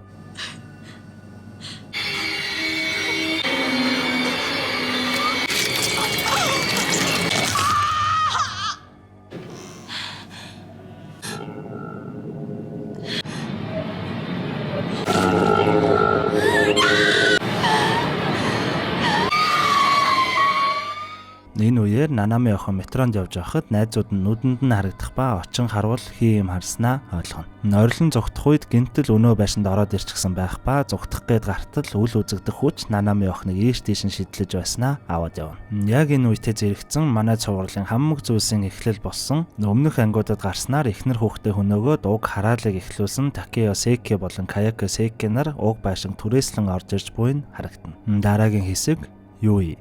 Өмнөх үйл явдлаас 10 жилийн дараа Юи нэртэй бүсгүй нэгэн сургууль багшаар орох ба ажилтай болсондоо их л баяртай харагдана. Эрхлэгч багш нь уг ангийн өмнөх анги даасан багш нь гинтэл алга болсон тул та шууд энэ ангийг хариуцаад анги даасан багш болоо л гэнэ. Юу бүсгүй ажилтаа болсноо зохиолч найз залуудаа их л баяртайгаар дуулгах ба гадаад талбайд их л сонин эргүүлэг олж харна. Шинэ ажлын эхний өдөр болоход ангид Тошио Секи нэртэй хүү ирээгүй байгааг олж харах ба мөн маш олон өдөр дараалан ирээгүйг нь мэддэг. Гайхан гэрлүүн залгасан ч хүн аваагүй тул өмнөх багшийн тэмдэглэлийг үздэл бас л Тошио хүү ирэхгүй байгаа тул шалгахаар гэрлүүн явлаа л гэж бичээд үлдээсэн байдаг. Бүр гайхан Тошио хүүгийн ширээн дээр очтол бас л нөгөө эргүүлэг байхан тэр. Дараагийн хэсэг Кайко. Юу бүсгүй хүүг шалгахаар өнөө байшин буюу Тошио хүүгийн гэрт нь ирэхэд дээд давхарт нь хүүгийн гар харагдсан тэр. Хаалга нь онгорхой байсан тул яваад ортол нэгэн эвгүй бүсгүй байх ба би Тошиогийн ээж Каяко байна. Тошио одоогоор байхгүй байна. Аав нь аваад гарсан. Та орооч л гэн. Юу багш гайхан ортол дээд давхарт нь бас л хүүхдийн гингэнэх дуу гарснаар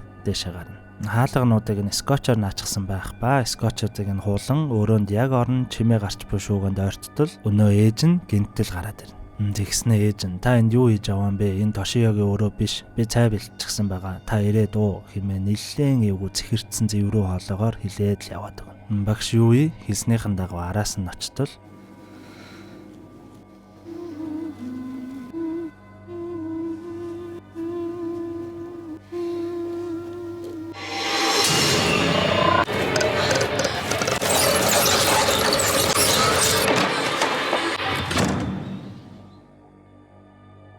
Юу багш маргааш нөгөө эрхлэгч багшид очин би хичээлдээ ирэхгүй байгаа Тошио хүүгийн гэрт нь очсон. Ээж нэг л эвгүй байна лээ. Би ер нь энэ ангийг өмнө хариуцж байсан багштай уулзаж болох уу гэтэл эрхлэгч нь тэр багш нь яг үнэндээ өнгөрч өгсөн гэд үннийг хэлхэн тэр. Үүнд нь гайхсан юу багш өмнөх багшийн тэмдэглэлийг үргэлжлүүлэн уншихад уг тэмдэглэлд би Тошио хүүгийн гэрт очиход ээж нь үүдэндээ зогсчихсон Тошиог байхгүй л гэд байсан хэмээн тэмдэглэсэн байх ба тэмдэглэлийг цааш эргүүлбэл бас л өнөө эргүүлэг байхан тэр. Багш юу гэртээ гайхан сууж байтал найз залуу нь орж ирэхэд уг ангийн зургийг үзүүлтэл Тошио хүүг харснаа зүгээр л ингийн харагдж байна штэ гэл нэг тоодгоо. Маргааш нь чуулж хичээлийн шинэ өдөр эхлэхэд Тошио хүү хичээл дээрсэн харагдах ба юу багш очин ширээн дээр бити юм сийчээрээ гэд гараас нь атхан автал хий зүйл харснаа ойлгоно. Мэдээж бусад сурагч хүүхдүүд жинхэнэ шок. Оройн нь бол чалгалтын материалуудаа зассаар ганцаараа сургууль дээр үлдсэн юу багшид гинтэл Тошио хүү болон ээж Каяко нь харагдах ба ээжийг нь даган явбал өөрийнх нь хариуцж явдаг анги руу яваад ордог. Гайхан ортол өнөө гэрт нь очиход ээжийнх нь тойрог зураад цараачаад сууж байсан дэвтэр ангид нь дүрээрээ байхан тэр. Хуудсуудыг нь эргүүлэн харуул Тошиогийн ээж Каяко бүсгүйн өдрийн тэмдэглэл байдаг. Найз залуу нь гэртээ ирэхэд юу багш цонх руу гөлрөн юу ч дуурахгүй зогсох ба найз залуу нь гайхан очвол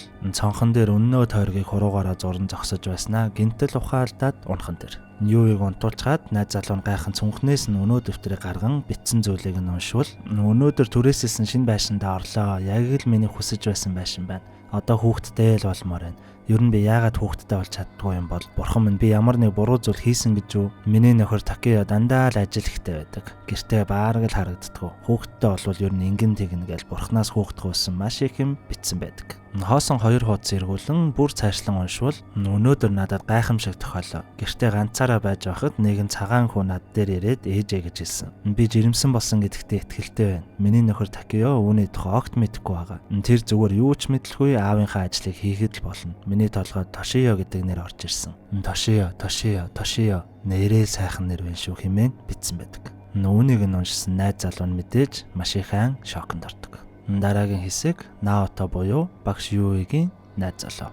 Найз охиндоо нэлээд санаа зовсон Наото залуу уг байшин түрээсэлдэг нөгөө өмнө нь өнгөрсөн Аои охины хүргэн ах дээр ирэн би тэр айлын Тошио хүүгийн багшийнхан найз залуу байгаамаа. Тэр байшинд яг юу болсон юм бэ гэтэл түрээслэгч залуу юм хэлэхгүй нэлээд чимээгүй байж байснаа байшинд бүр 19 жилийн өмнө өгсөн хүү олдсон тухай хэлхэн тэр. Мөн хэрвээ тэр байшинд хөл гიშгэн орсон л бол эвгүй шүү. 10 жилийн өмнө манай эхнэрийн дүү Аои орсноос болж би тэр дүүгээ болон эхнэрээ алдсан хэмээн өөрийн гашуун түүхээ түнд хэлдэг. Мэдээж манай залуу хэдийнэ орчихсан байх нь ойлгомжтой. Наото залууч бүр гайхан олон жилийн өмнөх сонингуудаас хайж үзвэл 19 жилийн өмнө болсон үйл явдал буюу киноны хамгийн ихэнд гарсан зүйл бичээстэй байх ба Юуигийн ярьж байсан Тошио хүүтэй нэр ижил байсан гайхан Угсхийг канандаж аваад гяс гарна. Гэртээ ирэхэд Юуи унтаж байх ба өнөө сонингоос хэвлэж авсан Тошио хүүгийн зургийг харьцуулж хартал 19 жилийн өмнөх хэргийн хохирогч Тошион найз охиных нь одоогийн ангийн Тошио хүүтэй яг ижилхэн байх нь тэр. Мань залууч бүр гайхан юу болоод байгааг ойлгохгүй байж байтал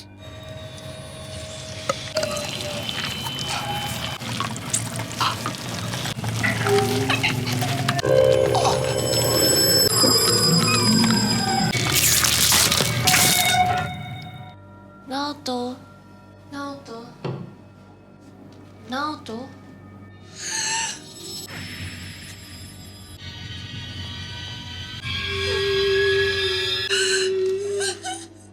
Төгсгөлийн хэсэг Тошио. Найз залуугаа алдсан Юуи бүсгүй бүхнийг олж мэдхээр өнөө байшин дээртэл ороод ир гэж байгаа юм шиг л хаалга нь өөрөө онгоохон тэр. Доктор орж дээш гарan өнөө скотчаар наачсан байсан шүүгийг нээтэл нэг хайрцаг л байхан тэр. Доктороос нь зургийн цомог гарган ирээд хартал Такео Секигийн гэр бүлийн зургнууд байх хэдий ч хүүхдийн зургуудыг сараачсан байдалтай байгаа нь их л сонирхолтой.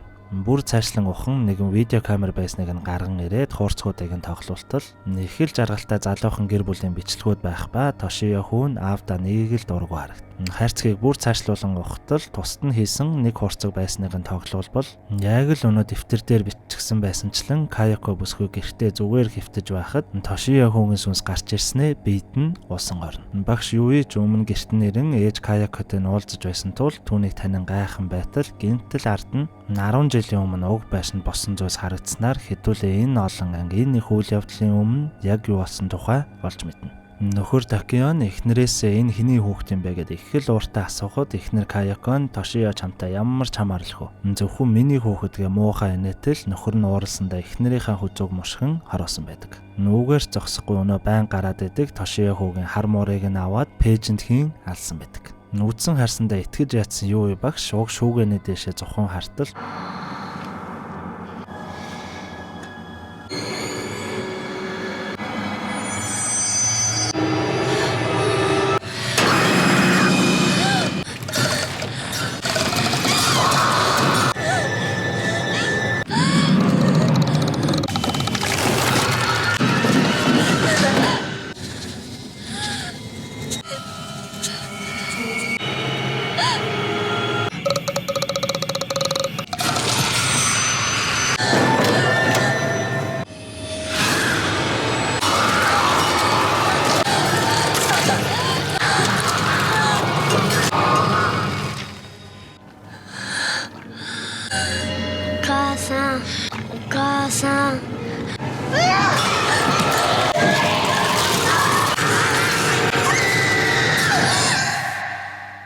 хэмээн цочин сэрхэд гэртээ байх ба найз залуу дээр очтол энэ бүхэн зүуд биш бүх зүйлс жинхэнэ болсон ба Юуи бүсгүй хэдийнэ тэнгэртээ дэвшсэн гэх мессежээр кино маань дуусна. Яг зарим нэг зүйлс нь ойлгомжгүй байсан бол яг юу болсон тухайг яс базаад маш энгийнээр ойлгомжтойгоор яриад өгье. Энэ ангийн үйл явдал бол өмнөх ангиудад гарсан зүйлсийн айл өмнөх үйл явдал ба Тошио хүү болон Такео Секи гэр бүл юу болсон тухай илүү тодорхой гарч байгаа юм. 1995 онд нэгэн айлд хүүхдийн хүчирхийллийн дуудлага ирснээр яг жинхэнэ Тошио хүүгийн цогц олдсон байдаг. Харин үүнээс хойш 9 жилийн дараа хүүхдтэй болох маш их хүсэлтэйч болж чаддгүй Каяко бүсгүй өөрийн нөхөр Такеотой хамт уг байшин түрээсэн амьдарч эхэлсэн байдаг. Гэтэл нэг өдөр өмнө өнгөрсөн Тошио хүүгийн сүнс Каяко бүсгүй хэвлэлд орсноор Каяко бүсгүй яагаад ч юм жирэмсэн болсон байдаг. Каяко бүсгүй жуудлах хүүтэй болж тэр хүүхдээ мөн ижил Тошио хэмээн нэрлсэн нь мэдээж өмнөх Тошио хүүгийн сүнс Каяко бүсгүйг ховстон удирдсан байдаг. Ерөнхийдөө бол Каяко бүсгүй биед орж хүүхд төрүүлээ тэр хүүхдийн биеийг нь Тошио хүүгийн сүнс удирддаг хүүд нэг тиймэрхүү. Хүүж томорсоор 10 нас хүрэх ба энэ үед аав Такеон эхнэрээ өөр хүнээс хүүхдтэй болсон хэмээн хардан эхнэр болон хүү Тошиогийнхаа хар муурыг алан өөрөө ор сураггүй алга болсноор дотроо өмнөх Тошио хүүгийн сүнсийг тэн яваа одоогийн Тошио хүү ганцаараа үлдсэн байдаг. Жуон цувралын төгсгөлийн анги болох 2015 оны The Final Curse. Энэхүү анги дээр ерөнхийдөө өмнөх ангийн үргэлжлэл үйл явдлууд гардаг. Маш хүчтэй хатаа хорсол дунд нас орсон хүний хараад энийн тэдний амьдарч байсан газарт хоримтлагдаж цааш тархдаг. Өмнөх ангид өнгөрдөг аав ээж охины хөргөн ах буюу өнөө байшингийн түрээслэгч нь байшингийнхаа хашаа гинжлэн хаагаад одоо хэн нэгч дахиж оруулахгүй ингээд бүх зүйл дууслаа хэмээн их л багталтайгаар инээж буугаар кино маань эхэлнэ. Эхний хэсэг Рио. Нахлах ангийн сурагч охин Рио хамаатны нэг хүүхэд нь ээж авгаа болсон тул ээж бит хоёртой одооноос хамт амьдрахаар болсон хэмээн Мидори найзтайгаа ярин явна. Нээж нь эмнэлэг дээр өнөө хүү дээр ирэн би чиний авга ихж байгаамаа. Өнөөдрөөс чи охин бит хоёртой амьдрын шүү за гэд их л ээлдэг хэлээд гэрлүүгээ дагуулж авдаг. Өнөө хүү юу ч дуурахгүй их л бүрэг талтай харагдана. Рио охин ч гэртээ ирээд хамт амьдрахаар болсон дүүтэйгээ дотносох гэж үзэх боловч бас л чимээгүй суусаар л. Нээж дээр очиад гайхаад хэлтэл аргагүй хөөрхи ээж нь өнгөрөөд аав нь алга болчихсон. Сэтгэл санаа нь хэцүүхэн л байгаах. Нуудахгүй зүгээр болох байхаа сайн анхаарал тавьж байгаарай л гэнэ.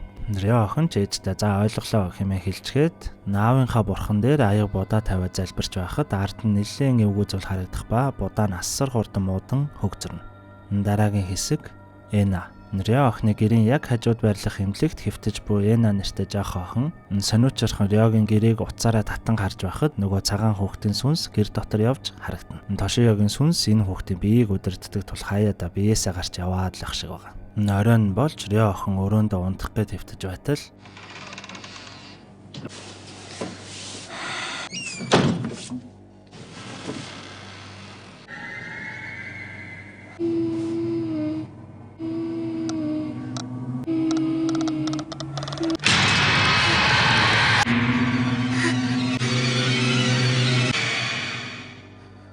маргааш нь сургууль дээр Рио охин Мидори болон Мадоко нэртэй найзуудтайгаа өнөө орой манай ээж байхгүй тул манайд очиж пицца идэж сууяа л хэмээн ярилцаж байхад найз Мадоко нь Карако орё л доо гэж байгаад хамтдаа явхаар болдог. Рио охины ээж ажилдаа явахын өмнө хоол бэлдэж тавьчихад хартал хөргөчний доторх ногоонууд нь юучгүй муутчихсан байхан тэр. Гайхан гаргаж хайчгаад л ажилдаа явна. Нөхдүүд Риогийн гэрт хов баазсан байхад өнөө хамаатны дүү нь орж ирснийг харвал мэдээж өнөө Тошио хүү байхан тэр. Дараагийн хэсэг Тошио. Өмнөх ангийн төгсгөлд гардаг үйл явдалд аав Такео Секийн эхнэрээ болон муурай хөнөөчхөд Тошиог алхахаар ойртоход өмнөх Тошиогийн сүнс хүүгийн биенээс гарan муухай орилсноор дууссан байдаг. Аав Такео Секийн бараг ингээд үхээд ор сурггүй алга болсон юм шиг байгаа. Тиймээс л одоогийн Тошио хүүг авга ихчэндээ ирэхэд ээж Каякогийнхэн сүнс нь хамт ирэн элдв зүйл харагдаж эхэлсэн байдаг. Гэрийнх нь хажуугийн эмнэлэгт хэвтэж буй хүнд өвчтэй Эна охин ахин саваагүйтэн Риогийн гэрийг харж байтал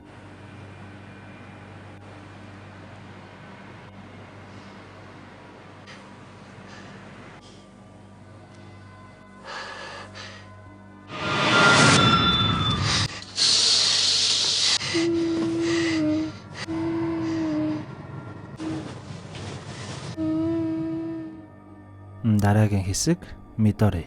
Рио охины ангийн найз Мадокон их л сониуч охин байх ба нэрээ танаа гэрт харсан нөгөө хамаатны дүүгээ чинь ээж нь яг яагаад өгсөн. Ер нь аавд нь бас яг юу болсон юм бол аавынх нь нэр нь ер нь юу вэ? Би интернет тухайд олоод өгөө л хэмээн асуув. Нин хооронд найз Мидорийн нөгөө дуртай зангаараа ганцаараа каракадж байхдаа 9 жилийн өмнө алга болсон эгчийнхээ зургийг цүнхнээсээ гаргаж ирж санаж байна шүү ихтэй хэмээн хэлнэ. Энэ зургийг сайн харвал өмнөх анги дээр элдв дуу сонссноор айгаад сургуулийнхаа эмнэлгийн өрөөнд орон хэвтэж байхдаа нөөс сүнсэн чирэгдэн алга болдог Яяои охины зураг байдаг. Мидори охин 0 орчход ороод ирэхэд их чинь яг л алга болсон үеийнхээ буюу багийнхаа төрхтөө сууж байх ба гинтэл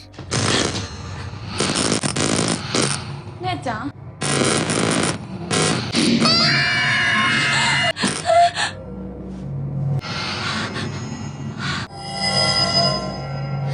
Нэ-чан. Нэ-чан.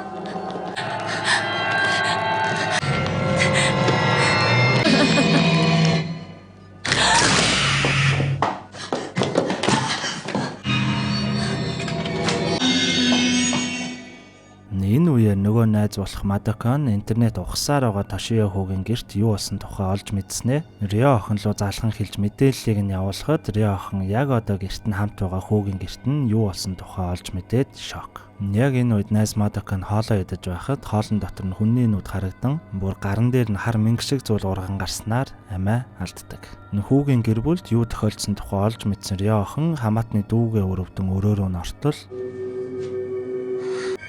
しおくん Toshioくん。Toshioくん。Toshio。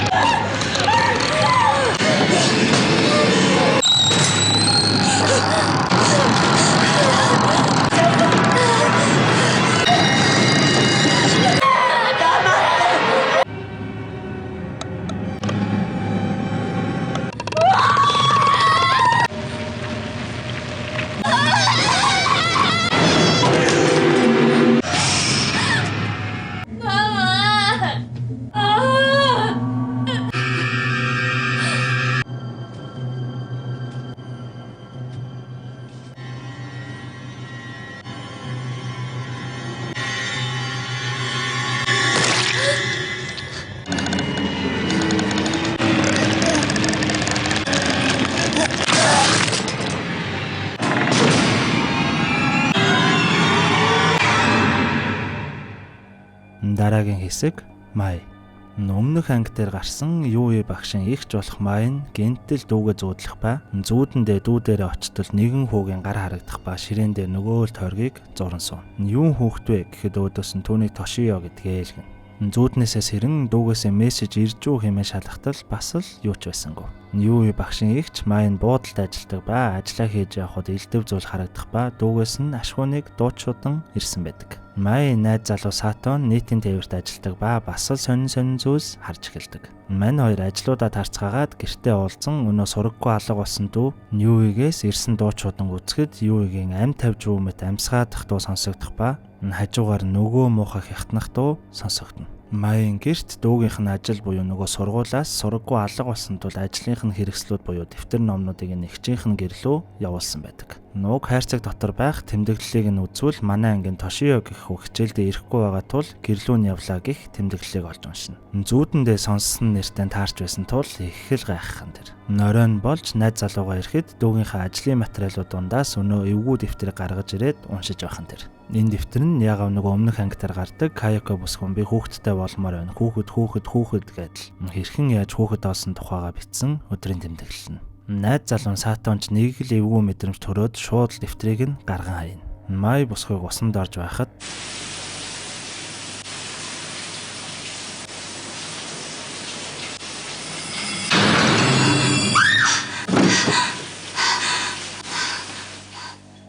найз залуу Сатон унтаж байгаас ирэхэд Май байхгүй байх ба очин харвал нүдэн анаастай өдөр гарган хайсан дэвтрийг урдаа тавьчихсан нөгөө тойргийг зуран сууж байхан тэр. Сато ч уурлан өнөө дэвтрийг дахиад л гаргаад хайна. Найз залуу Сатон ажлаа дуусгаад явах гэтэл метроны терминал дээр нэг л эмэгтэй үлдчихсэн байх ба сүүлийн метро явчихсан шүү би таныг гаргаад өгье гэхэд араас нь хүүхэд би хүүхэдтэй болмоор байна гэж давтан хэлээд байдаг. Гайхан эргээд хартал мэдээж хинж байхгүй ба энэ нь мэдээж Каяко бүсгүйн сүнс байдаг. Дараагийн хэсэг Сато. Май бүсгүй дүү Юуигийн хаан тэмдэглэл дээр нь биччихсэн байсан Тошио хүүгийн одоо байгаа гэрийнх нь хаягийг олж аваад ноцтол хүн байхгүй байсан тул яваад өгнө. Үүнийг нь чимээгүй дагаж явсан найз залуу Сатон байшин гаднаас нь ажиллаж байхад хажуу эмнэлгийнхэн цонхоо нэгэн охин харж байснаа зүхтаад л цаашаа орно. Үүнд нь гайхсан залуу энэ охин дээр очин энэ байшин болон энэ байшинд амьдардаг хүмүүсийн тухай асууж гарна. Гэтэл гинтэл харанхуй болж өмнө нь Тошио хүүгийн сүнс энэ охин дээр ирэхэд яг юу болсон тухай харагдаж эхэлнэ. Хөөхий өвхлийн өвчтэй энэ охин Тошио хүүтэй танилцсан. Чиний энэ муурч өгчихсэн байж тээ. Би ч гэсэн удахгүй өхөн. Би өгөхөөрээ танаа мууртай очиж тоглоно хэмээн ярилцсан байдаг. Үүнийг нь харсан Сата залуу чи их л гайхан өнөө айл руу яван ортол Тошио хүү ухаангүй хэвтэх ба гинтэл ухаан орон хоолойг нь боож эхэлдэг. Майыг зочид буудлын ажиллаа хийж байхад Сата цаагаар ноог танихгүй хүн шиг яваад л өнгөрнө. Майж гайхан араас нь даган очтол өнөө цагаан хүүхдийн сүнсэл маш олноороо харагдах нь тэр. Энэ үеэр Сата залуу гэртээ гүн орж ирэх ба сая нөгөө айлд байхдаа Тошио хүүгийн биеийг зөрүүлээд боомлон алсан байдаг. Гэртээ дөнгөж орж ирэхэд өмнө 2 удаа гарган хайсан нөгөө муу ёрын дэвтэр дахин ороод ирчихсэн байсан тул бүр аргаа баран шатаах гэж оролддог. Нэг ухаан ороход бас л өнөө дэвтрийг нээчихсэн сууж байх ба цочин босол хаалгыг нь хэн нэгэн тогшно.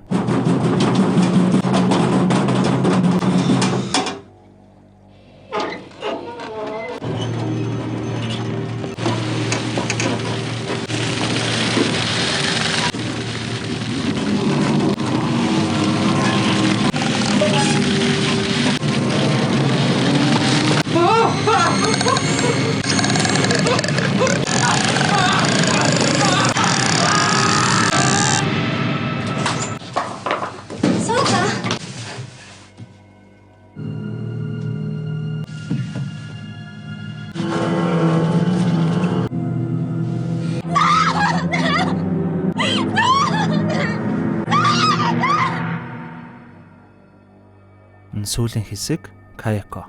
Дүүн Орос ураггүй алга болон мөн найз залуу Сатогоо ч алдсан маяг бүсгүй. Ер нь л бүх зүйлсийн учрыг нэг мөсөн олъё хэмээн өнөө байшин буюу Рёгийн гэрт ахин очдог. Нилээн алхаж яваад нэг өрөөрөө хартал хоёр эмэгтэй хүн зогсож байх ба би юу гэх хүнийг хайж байгаамаа. Энд Тошио гэх хүүхэд байдгүй. Манай дүү юу Тошио хүүгийн багш нь байсан юм аа. Гэтэл Тошио байна хэмээн хэлэхэд хэдийнэ өнгөрсөн Рё охин ээжийн хамт зогсож байхан тэр. Тошио байна гэд гарч ирэхэд нь охин хүүхэд байсан нь өөрийнх нь эзэмшдэг биеийг Маягийн найз залуу болох Сата боомлог харуусан тул өөрхийн нөгөө эмнэлэгт үхлийн өвчтэй байсан Энэ охины биеийг Тошиогийн сүнс хэдийнэ эзлэн авсан байдаг. Майж сандран гарах гэхэд Каяко бүсгүйн сүнс гарч ирэн араас нь хөөж байснаа гинтэл Орос ураггүй алга болсон дүү юугийнхэн дүрээр харагдан энэ хараал хизээс зогсохгүй хэмээн хэлэн муухай нэснэр кино маань дуусна.